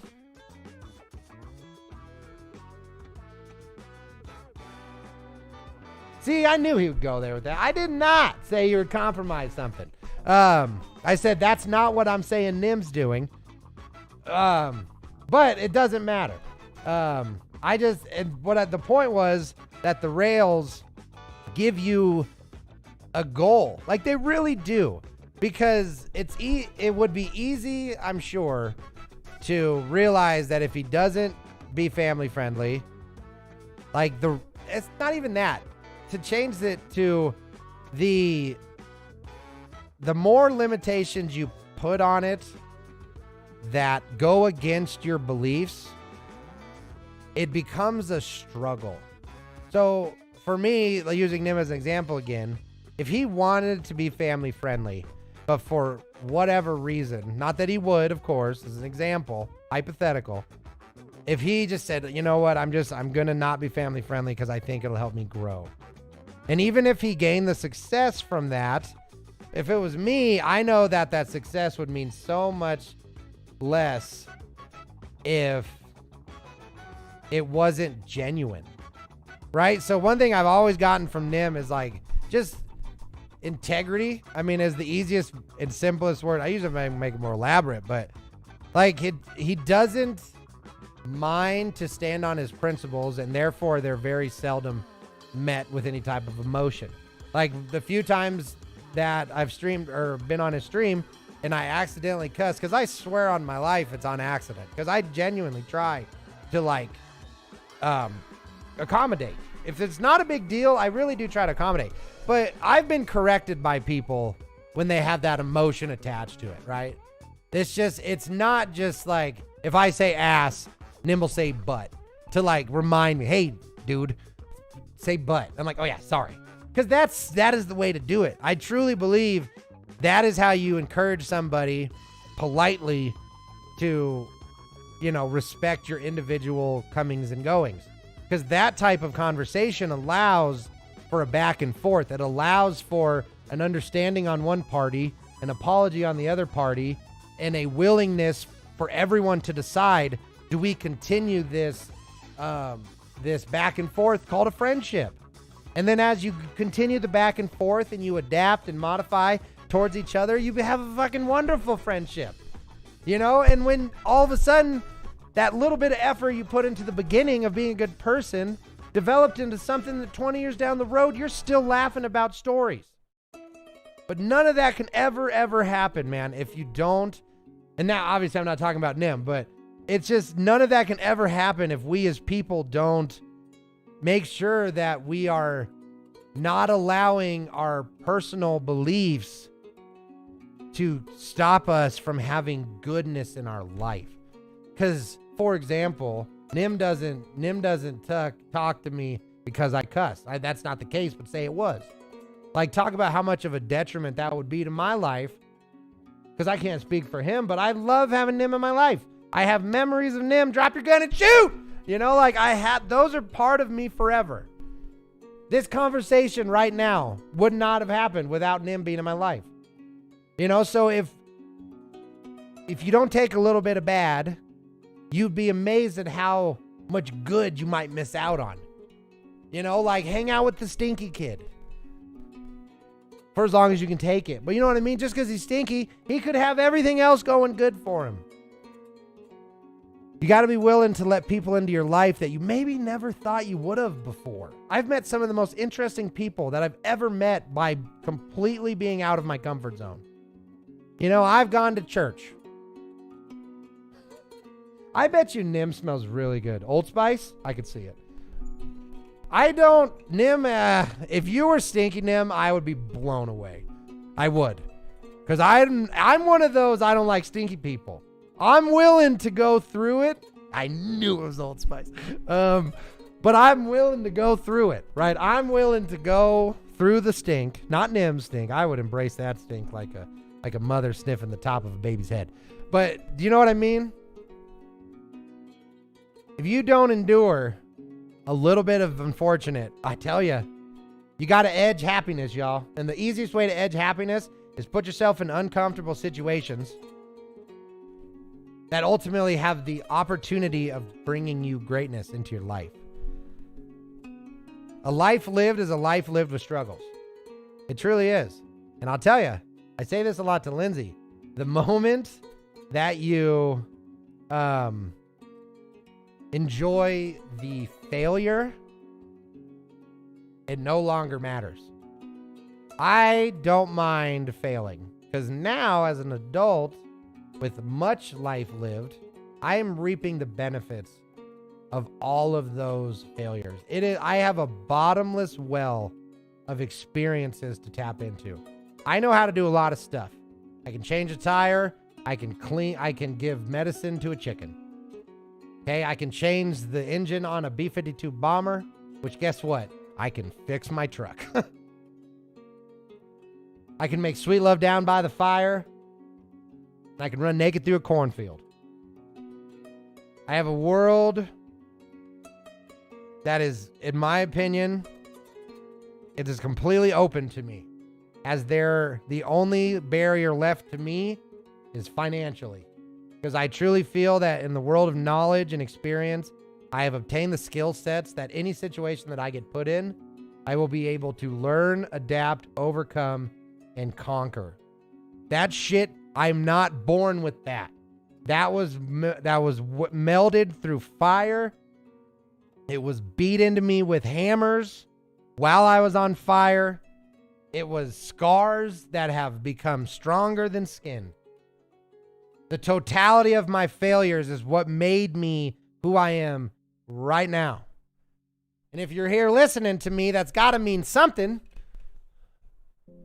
And I say all of this simply as evidence. It is evidence that the bad parts aren't as bad. And the good parts are so much better than we ever give them credit for. And then this world of digital expression where your greatest achievement is overshadowed by a simple swipe. Man, look at this dinner I just made. Isn't it cool? And you go on Instagram, and then for some reason, you judge your chicken sandwich to Gordon Ramsay's, and you feel that you suck simply because you didn't make the same sandwich as a professional. That's crazy, man. It's crazy. You learn from those people. You learn from those professionals. But don't compare yourself. That's your victory. Did you take that chicken sandwich and shove it in your mouth and like it? Then good job. Good job. If you didn't and it was salty and burnt or raw, guess what? Congratulations. You just learned how to not cook a chicken breast. That's what happened this day. Sure, there was a little bit of waste. Rip to that chicken who had to die for your lesson. But guess what? If you're the government, you're not the government. If you're, I don't want to say the company wrong. If you're this chicken company that I can't remember the name of, you just close all the air vents in your chicken coops and let 5.2 million birds suffocate. I don't want to be that guy. We won't. We're not going to be that guy. It can be, trust me, wife, it can be burnt and raw. I've seen it. But the only way to learn from our failures is to fail. Being told something. Imagine being told your whole life what a burn is. but then you never actually got burnt. How scared would you be of fire? How scared would you be of cooking? How scared would you be of anything that's hot? Because you never actually experienced how inconsequential that burn is. There's some peace to pain. After you've been slapped in the face and you survived, next time you get slapped in the face, you probably won't collapse like a deck of cards. Now this is getting kind of weird, but I think you guys ultimately get the point. You cannot be scared to live. You cannot cook because you're scared of getting burned. You cannot start new friendships because you're worried that there might be an argument.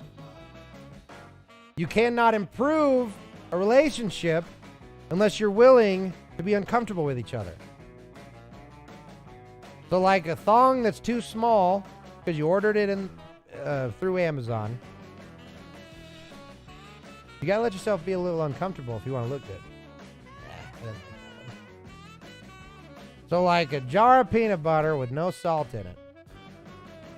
No, I don't like that one either.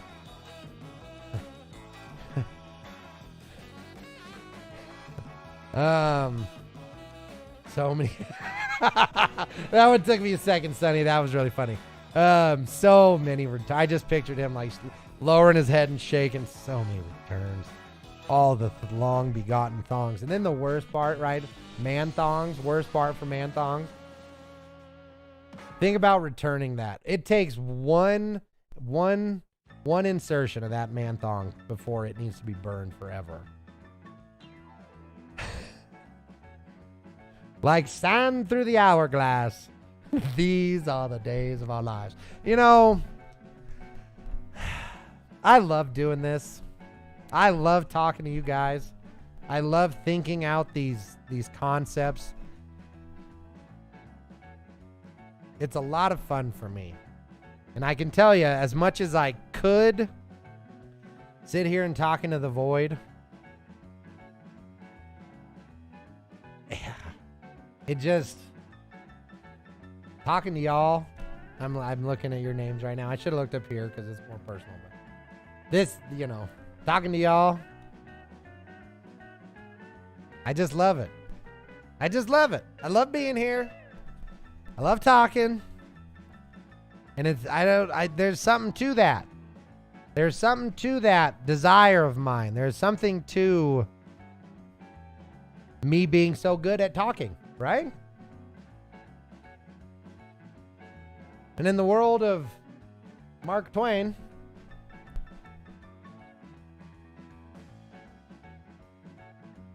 won't you paint this fence with me?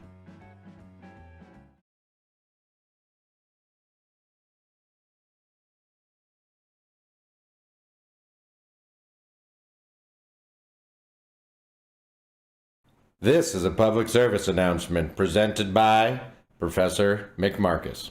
Do you suffer from any of the following symptoms? Sleeplessness, high blood pressure, bleeding from the ears, a euphoric sense of belonging? If you have, you may have been exposed to The Markus Show. But don't worry, we're from the government and we're here to help. People exposed to The Markus Show may question authority. They may prioritize improving their personal lives over maintaining toxic relationships. If you or someone you know has been exposed to The Markus Show, call this number below or text NICE to 69420 and we'll send you information on how we can help. This has been a joke. Do not call or text either of these numbers. Who knows who it could be? This is a public service announcement presented by... Shit. Okay. Wait. Okay. Man, I'm getting used to it. Okay, I'm getting used to the new setup. I'm all over the place, man. I'm all over the place. Okay.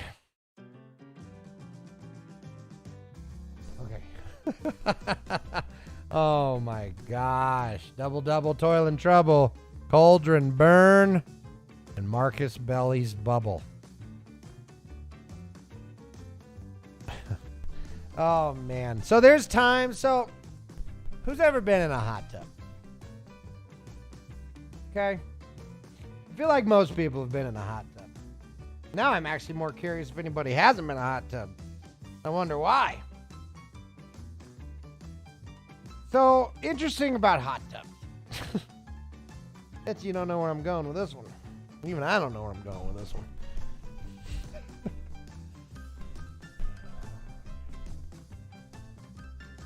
So the funny thing about hot tubs, if you really think about it, hot tubs came first before bathtubs. I mean, you go, man, there ain't enough water in the world. I would do a hot tub stream. You know what the worst part is, though? So much of my weight is focused straight on my stomach and titties. Like, there's a lot of parts of me that be like, hey, not a big dude. But then the moment you pull this hoodie up, I just have a buoy. A baba buoy just floating, man. Like if I was in the ocean, I would drown because my stomach would float, but my neck would be underwater. Actually, not true. I'd sink like a giant steel ball. It's amazing how unbuoyant I am. And I have a huge lung capacity, too. But that's beside the point. We're here talking hot tubs. Why? Because what else you got? Lindsay and I have been playing this old game called Rise, Son of Rome. For you old Xbox players out there, I'd actually be surprised if Nim didn't know about this one. It was a launch title for the Xbox One or 360. I feel like it was one. But I digress. Super fun game. Set in Roman times. We got Marcus as the leader. Interesting coincidence. Marcarius or whatever his name is. We just call him Marcus because it makes the most sense. Okay? But essentially, it's an interesting tale of a man's devotion to a conquering nation and the moralities of that nation, but they do a really good job of not making it so ambiguous that you can't pick a team, right? Like, so as much as they are showing the brutality of what Rome did when it conquered and grew its empire, you know, they're technically making our dude the hero, which they should, because at the time in this character's life, he wouldn't see anything wrong with what he's doing. Now, obviously, they're hinting to some stuff, so I think they're going to, you know, do a little bait and twist at the end there. But ultimately, when you look at something like that, right? So, well, speaking of hot tubs, okay? Rome had quite the life cycle, if you really look at it. It was an amazing cycle of, and this is why I don't think the U.S. will go the way of Rome. Because where Rome fucked up is it became too big, it expanded too fast, and it could not support all of the like land and nations that it brought in. And then ultimately, because the support wasn't proper, the people were pissed. Because the people were pissed, corruption was born. Because corruption was born, stabbings happened in poor Caesar. And then look at Rome now. Okay, it's basically a tourist destination, which is a shame. One of the most powerful nations in the world, reduced to rubble, and is in modern times, arguably, completely irrelevant. And I don't mean that as an insult. I mean it as truth. Sweden has more power than Rome. Now, you take the church out of it, even then, depends how you define power. Just the Vatican has so much money, but they only have so many bodies. And ultimately, that's kind of, in modern world, those with the ability to enforce their rules are the ones who are in charge. And honest, that's not different. That's not modern. That's not different than anything else. Who guards the Pope? The Swiss guard. Well, I think that's by title only. Because as much as the Swiss government is beholden to the Vatican law, relations there, it's not really a two-way street. It's more about what other countries can't do to the Vatican, to the Catholic law, not so much what the Vatican does the other way. Now, granted, do they have influence? Of course. I'm not really talking about that, because that in the scenario I'm talking about, all that is broken down, right? So in a world of you can't use your favors because now we're at a point of force, right? You can't use your connections because right now it's about force. And if force is being used, the individuals with the most ability to express that force typically is the ones who win. It's either who can do it the hardest or who can do it the longest. And when you really break it down, that is exactly what it is. Because the reason why we lost in Afghan is because we didn't do it hard enough, fast enough. The Middle East war, as much as all the intricacies are there on its surface, if you take it at face value, which you shouldn't, but ultimately, that is a conflict that at the longest should have lasted like 1 or 2 years if the objective was, in fact, what we said our objective was. But in a world where you have to maintain PR, you have to maintain the good graces of the people. You know, you can't just go in guns a-blazing, bombs a-dropping. That just ain't how it works anymore. You know, and that's good. That's good. In a world of we shouldn't carpet bomb to win, I dig it, man. I get it. But the problem is when you don't fight a war to win, when you fight a war for PR and money and a bunch of other geopolitical reasons, you take something that could last a relatively short amount of time and you drag that shit out to a very long amount of time. And in a world where wars should be short, but also cause the least amount of collateral damage as possible, that's a tough spot to be in, man. Because regardless, there's human suffering no matter what you do. You know, with the irony, we were just watching, that's funny, this came up. We were just watching Injustice. It's a DC movie, right? Well, agree, Sonny, no war. But, well, I don't know. At this point in our civilization, that unfortunately is not on the table. I mean, we still have parliaments overseas that throw chairs at each other every time they convene. Like governments. Like we can't even, we're still arguing about race. Like we're still arguing about the pigment of our skin. The idea that there won't be global conflicts and war and international wars is crazy. We can't even find peace amongst our own land. You go to any of these nations, man, every time I travel, because it never fails and nobody's ever offended. That's the funny part. Everywhere I travel, you know what I ask people? You know what I fucking ask people? So who do you guys hate?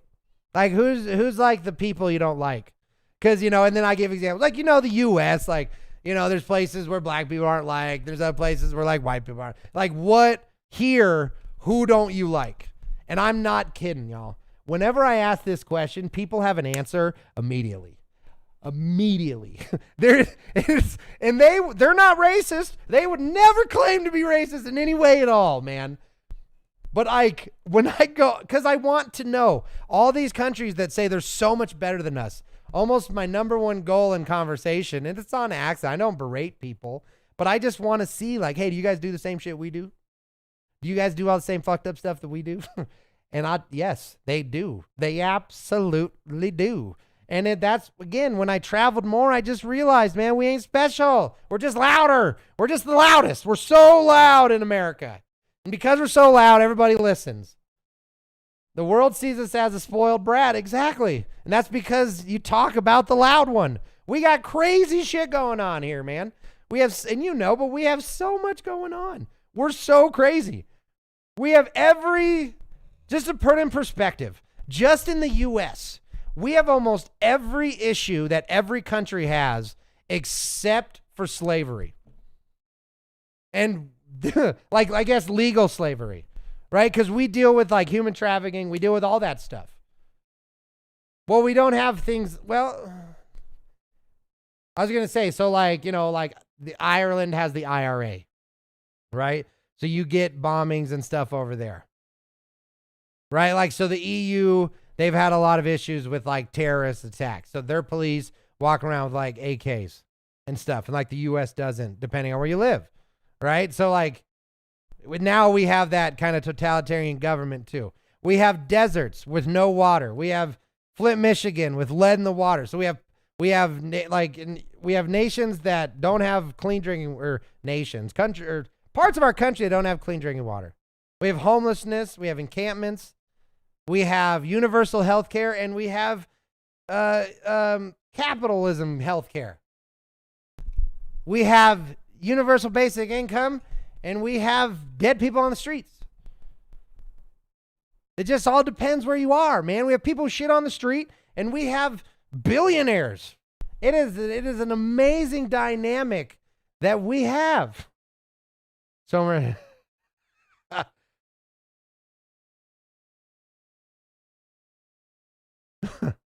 but it's true though. Like ultimately,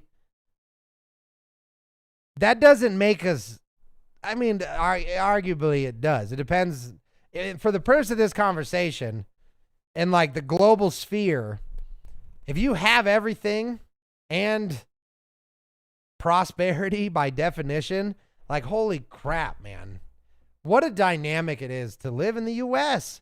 Because if you spent the time to travel it, like just an hour away, man, is a major metropolis of hellscape and cityscape. And then an hour that way, you'd see the most impoverished, random Chihuahua gangs running around, living next to a dump. And it's just, we have such a wild demographic, and that's just representative here. And other countries have that too. But I guess where my brain's going with all of this is if we can just literally open our eyes and look around and see the extreme world that we live in, how can we arrogantly think that there's a right way to do it? How can we think that there's one solution?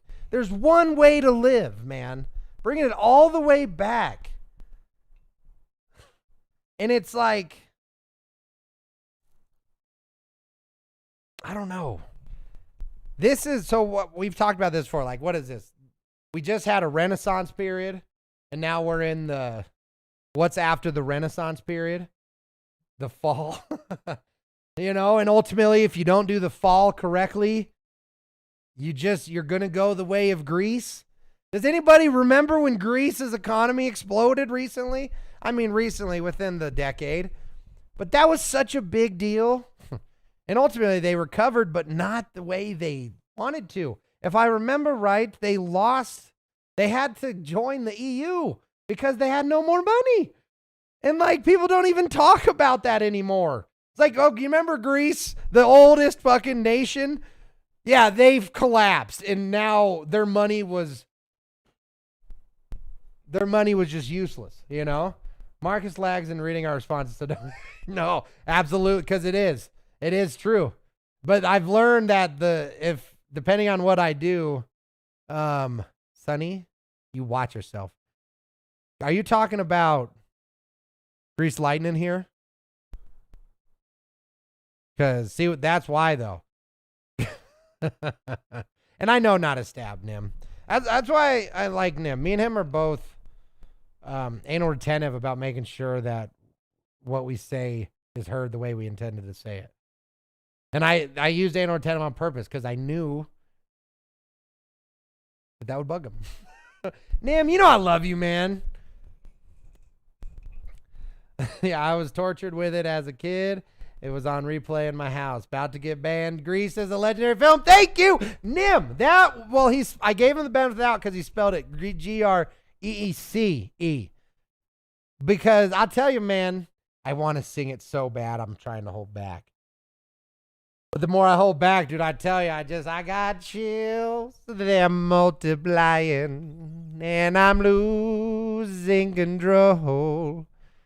'Cause my Nimmers is supplying. You're electrifying. You better Nim up. 'Cause he needs a man. What? Nim's a bottom, yes, it's true.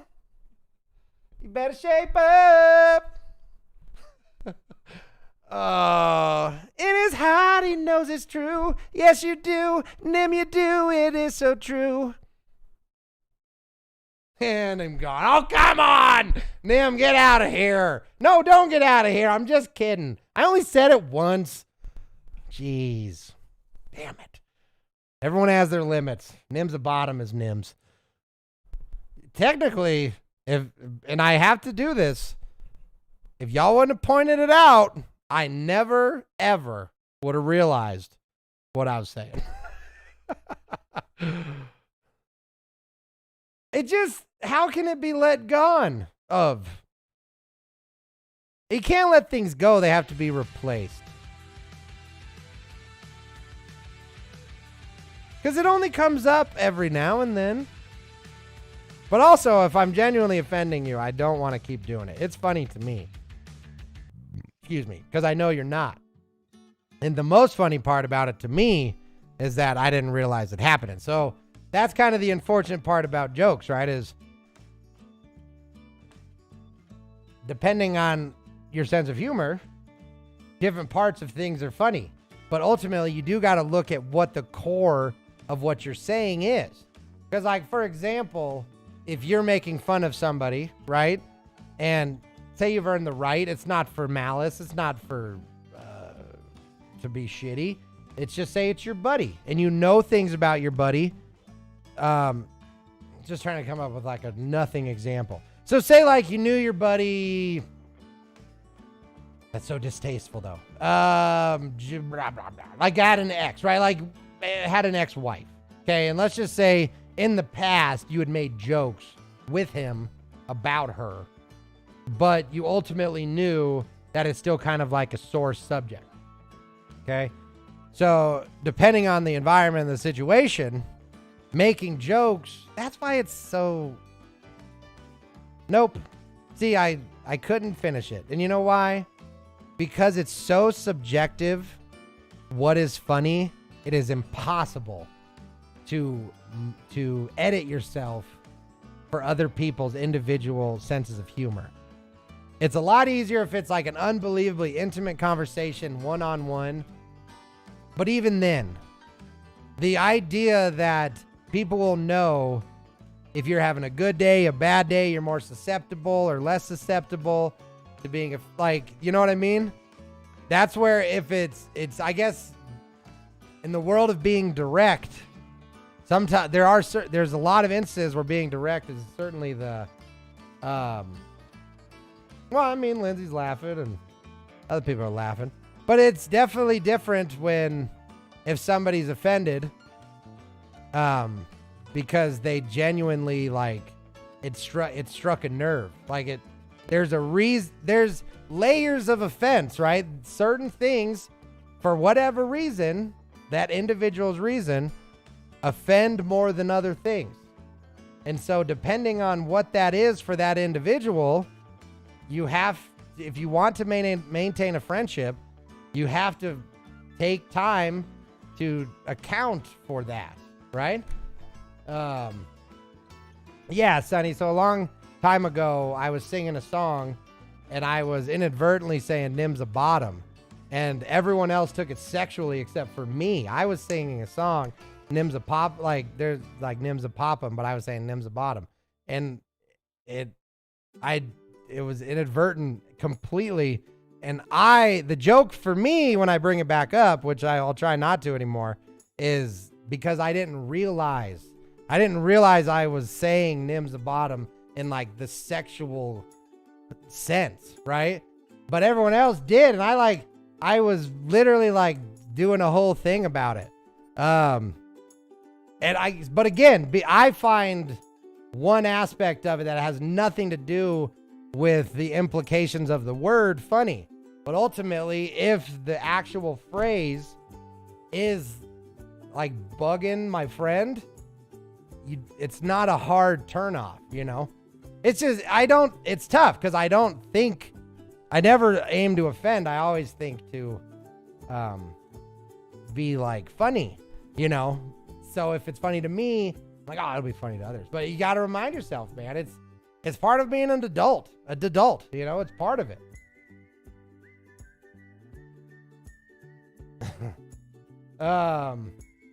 I mean, because ultimately, going back to it hasn't been let go is because I don't see it as a negative. So it's hard for me. It's a happy memory for me. That's like a fun interchange that you and I have expressed. So like, it's not a negative thing at all to me. So it's hard to not go back to that joke as like a pleasant memory, you know? And that's where it's like, oh, this will be funny. It's like, no, it's not funny. He doesn't like it. Right. So and like, that's kind of hopefully by dragging this out for 15 minutes, I will remember better so that because I don't do it on purpose, man. I really don't.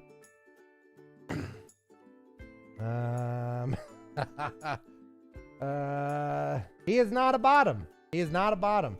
But I also don't mean it that way. So. So anyway, moving on. That's kind of the Nim, I'm sorry, man. I don't mean to offend. I will do my best to not make the joke. Because I don't ever mean it as in saying. I mean, that last song implied it, but that's part of the joke. But anyway, anywho, anyhow, anyway. What time is it? It is 11:34. Now I feel bad for hurting Nim's feelings. And I'm distracted by it. But I gotta move on. I expressed myself, and the rest is up to the universe, right?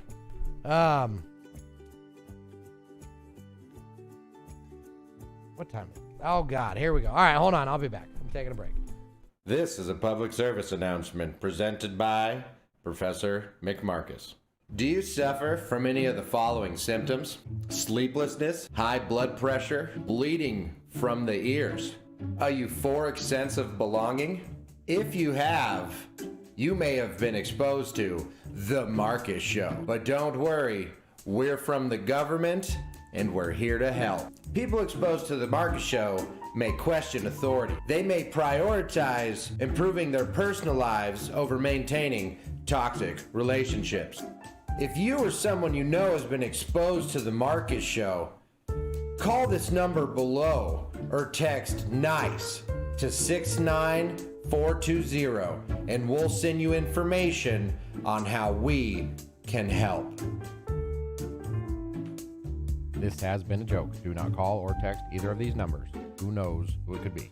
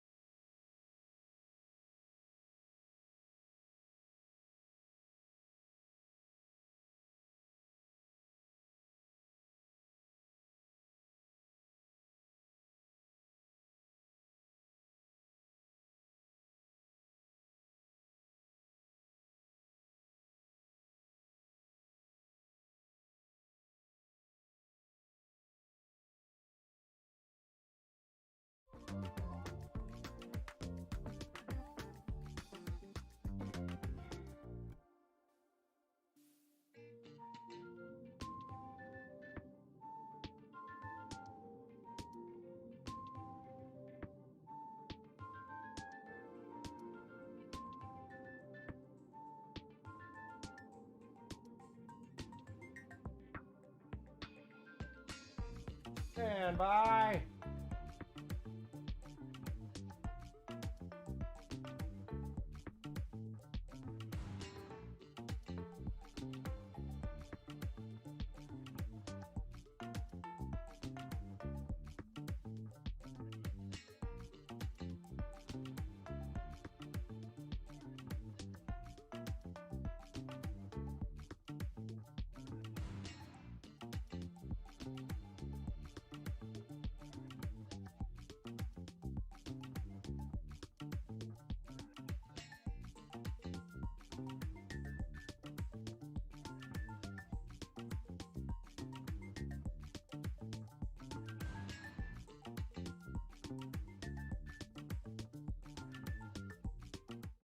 Is on our side, I'm almost certain. Shoot him!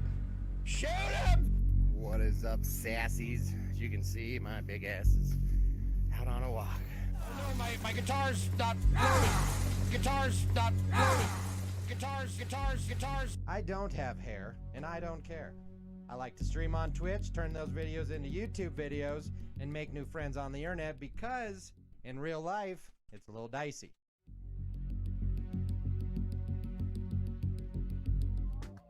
All right. I think we're back. I think we got her. I think we got her. All right. So, pivoting like a dancer on the tips of our toes, y'all. The time has come to say, Sonny, thank you so much for being here. Thank you so much for being you. It was a pleasure to see you in here, man. I truly had a good time. And I wish you nothing but the best, my friend. I really do. But for the rest of us, the show must go on. I hope I said hi to Crump. I remember seeing her earlier. But the show must go on, y'all. Please know I never mean to offend. So as we move forward, I hope we all laugh and enjoy each other's company. So, there's only one word and one word only. Okay. Oh, hi, Crump. I'm glad I did. I really feel bad when I forget. But also, it's hard. I have a harder time saying hi. You guys know, Marcus, you put so many qualifiers, man. This is how you know somebody thinks very little of themselves. If they apologize all the time and they always excuse their behavior. The number one indicator that somebody is struggling mentally. So I don't say that for pity. I use it as a learning tool. A lot of times it's okay. You don't have to say sorry. And it's easy to say that. It's a lot harder to recognize that, man, how come you saying sorry all the time? Just that is what we do here. That's what we preach. And as learning an example, and Crump is bragging is what she's doing. Crump's bragging. So, but Crump, here's the real question. Okay, did you start it the only way that we should? As Exner screams from the top. Okay, if you do not start Wordle with the word penis, what are you even doing? Wow-wee wow. That was a close one. I'll tell you what, though. In the world of words, one word stands tall, filled and pulsing, just waiting to be grasped. Grasp? So in the world where we stand naked, ooh, are we hairy? Hairy is so solid, except it gives us the double I. What was the one? So we have lubed, hairy, booby, and boobs.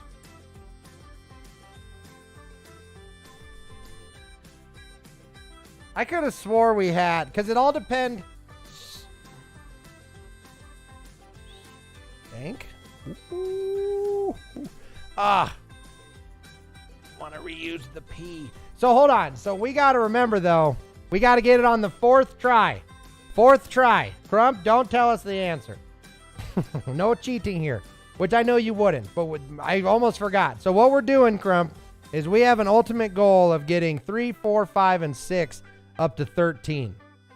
Right? So that is our ultimate goal. But right now, we're on number 4. So we got to get 4 up to 13. So we can't get it right until the third one. No, I can't beat you, Crump. We play by different rules. You're too smart, Crump. You're too smart. All right, so let's see.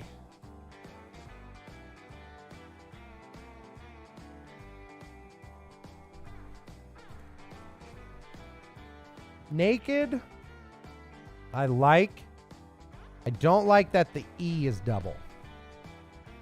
Can we get a double S somehow? The N. See, here, Nick, this is exactly why we use penis in every word. You know why? It is the most powerful. It is the absolute most powerful. Look at this. In the P, too. It gives you everything. It gives you everything you need and more. I'm doing it. Lubed? I love lubed. Oh my. Oh my. Well, isn't this quite the kerfuffle we find ourselves in? Okay. Wow. Oh boy, Exner. Okay, hold on. Okay, we got this. We got this.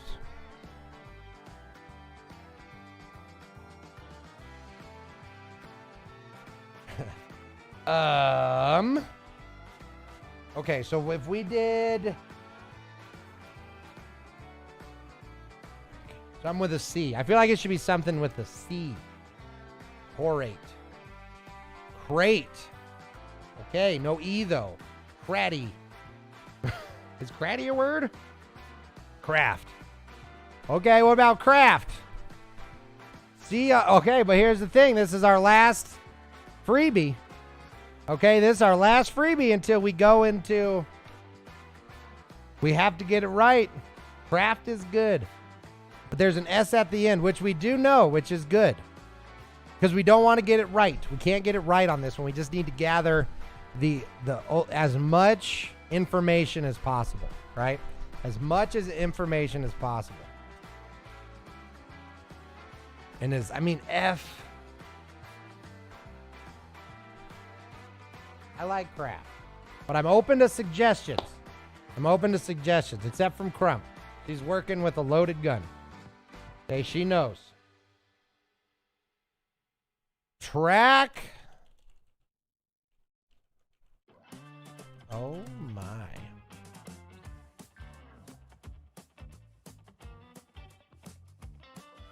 I'll have to send them a message after. Track.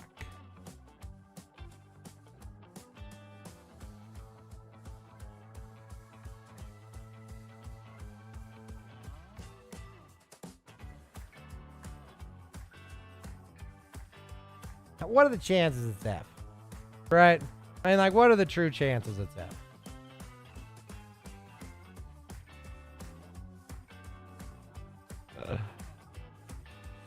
Oh, man.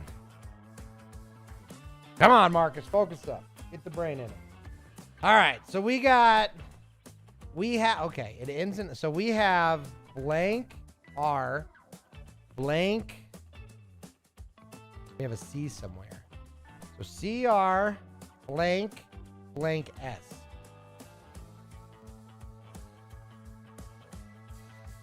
What are the chances it's O? CRO blank S.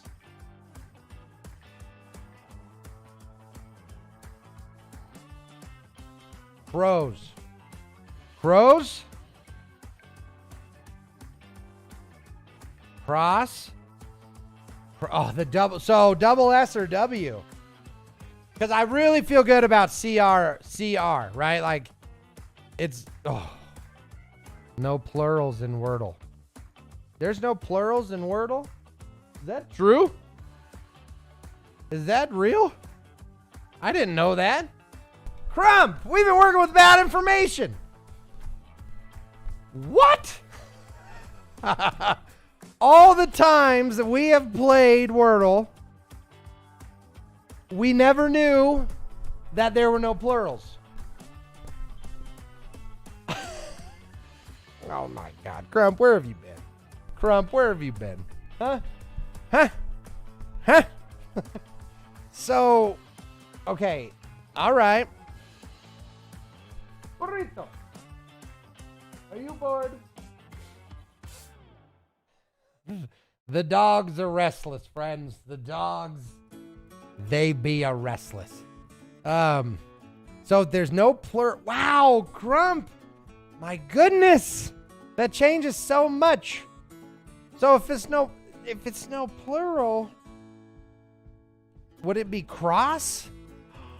The double S, because they're bastards. Exner, good idea with the cross. Rick Ross. Albatross. Oh.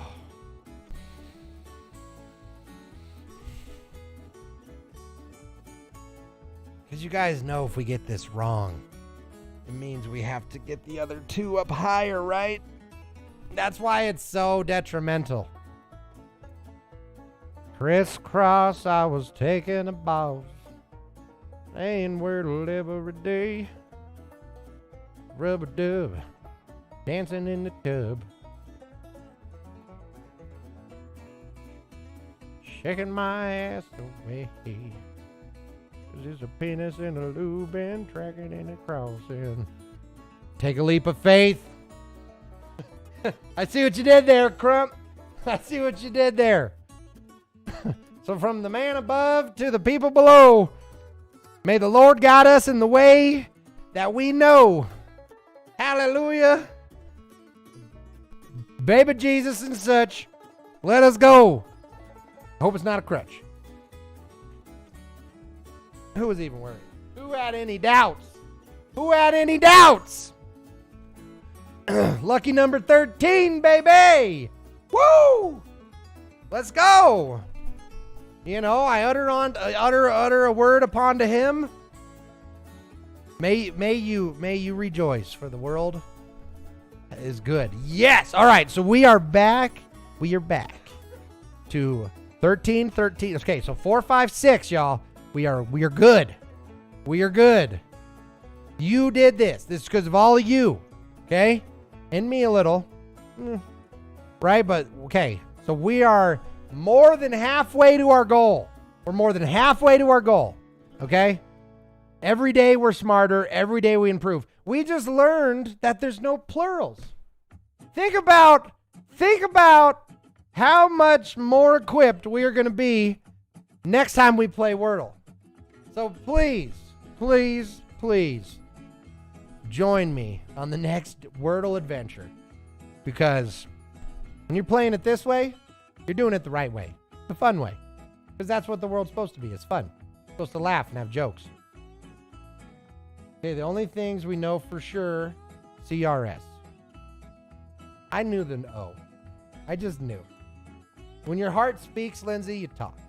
Okay, that's why I answered your message after those 2 weeks. I just knew. This wasn't a normal ghosting. This ghosting was different.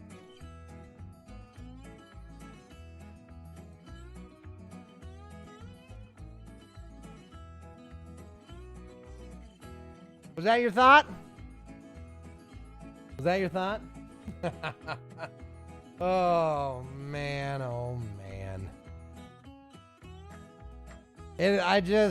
Y'all are nuts. Y'all are crazy. I'm blown away every time I come on here and I'm greeted by anyone at all. It's amazing. It truly is.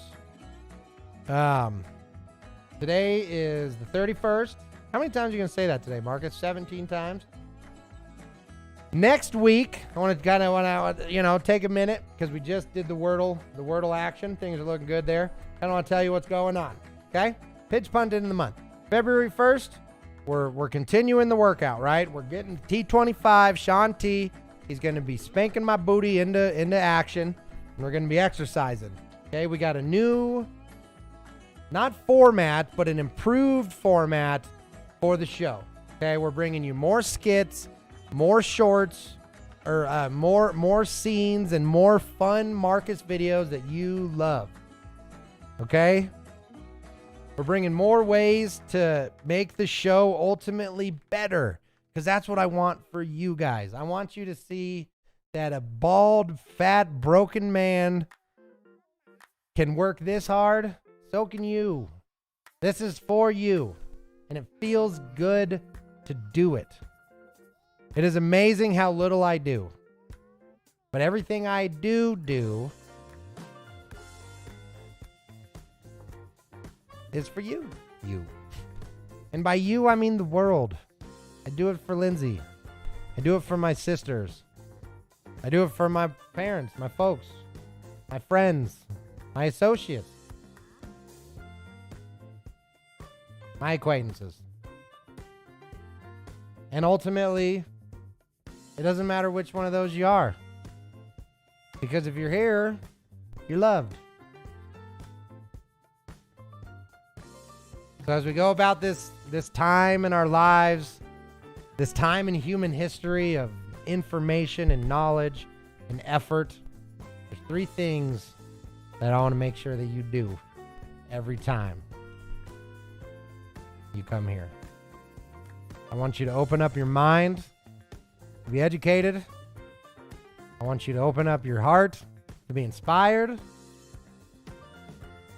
And I want you to open up your lives to be entertained. So from the bottom of my heart to the top of yours, I will see you guys tomorrow.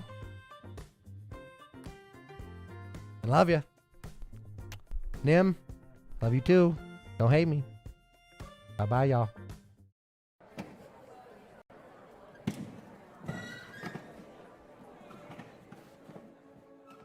Now's the time to say goodbye. It's short, so don't worry. MARKUS, the chicken army. Even with the world distressed, the truth is what you need. MARKUS, the chicken army. He's Marquez, but you're the best. Forever we will hold our standards high. But before we have to say goodbye, I want you all to see MAR. You all have greatness within you. KUS. How do I know? Because I'm Marcus. You're my family. Thanks for watching, y'all. Mwah.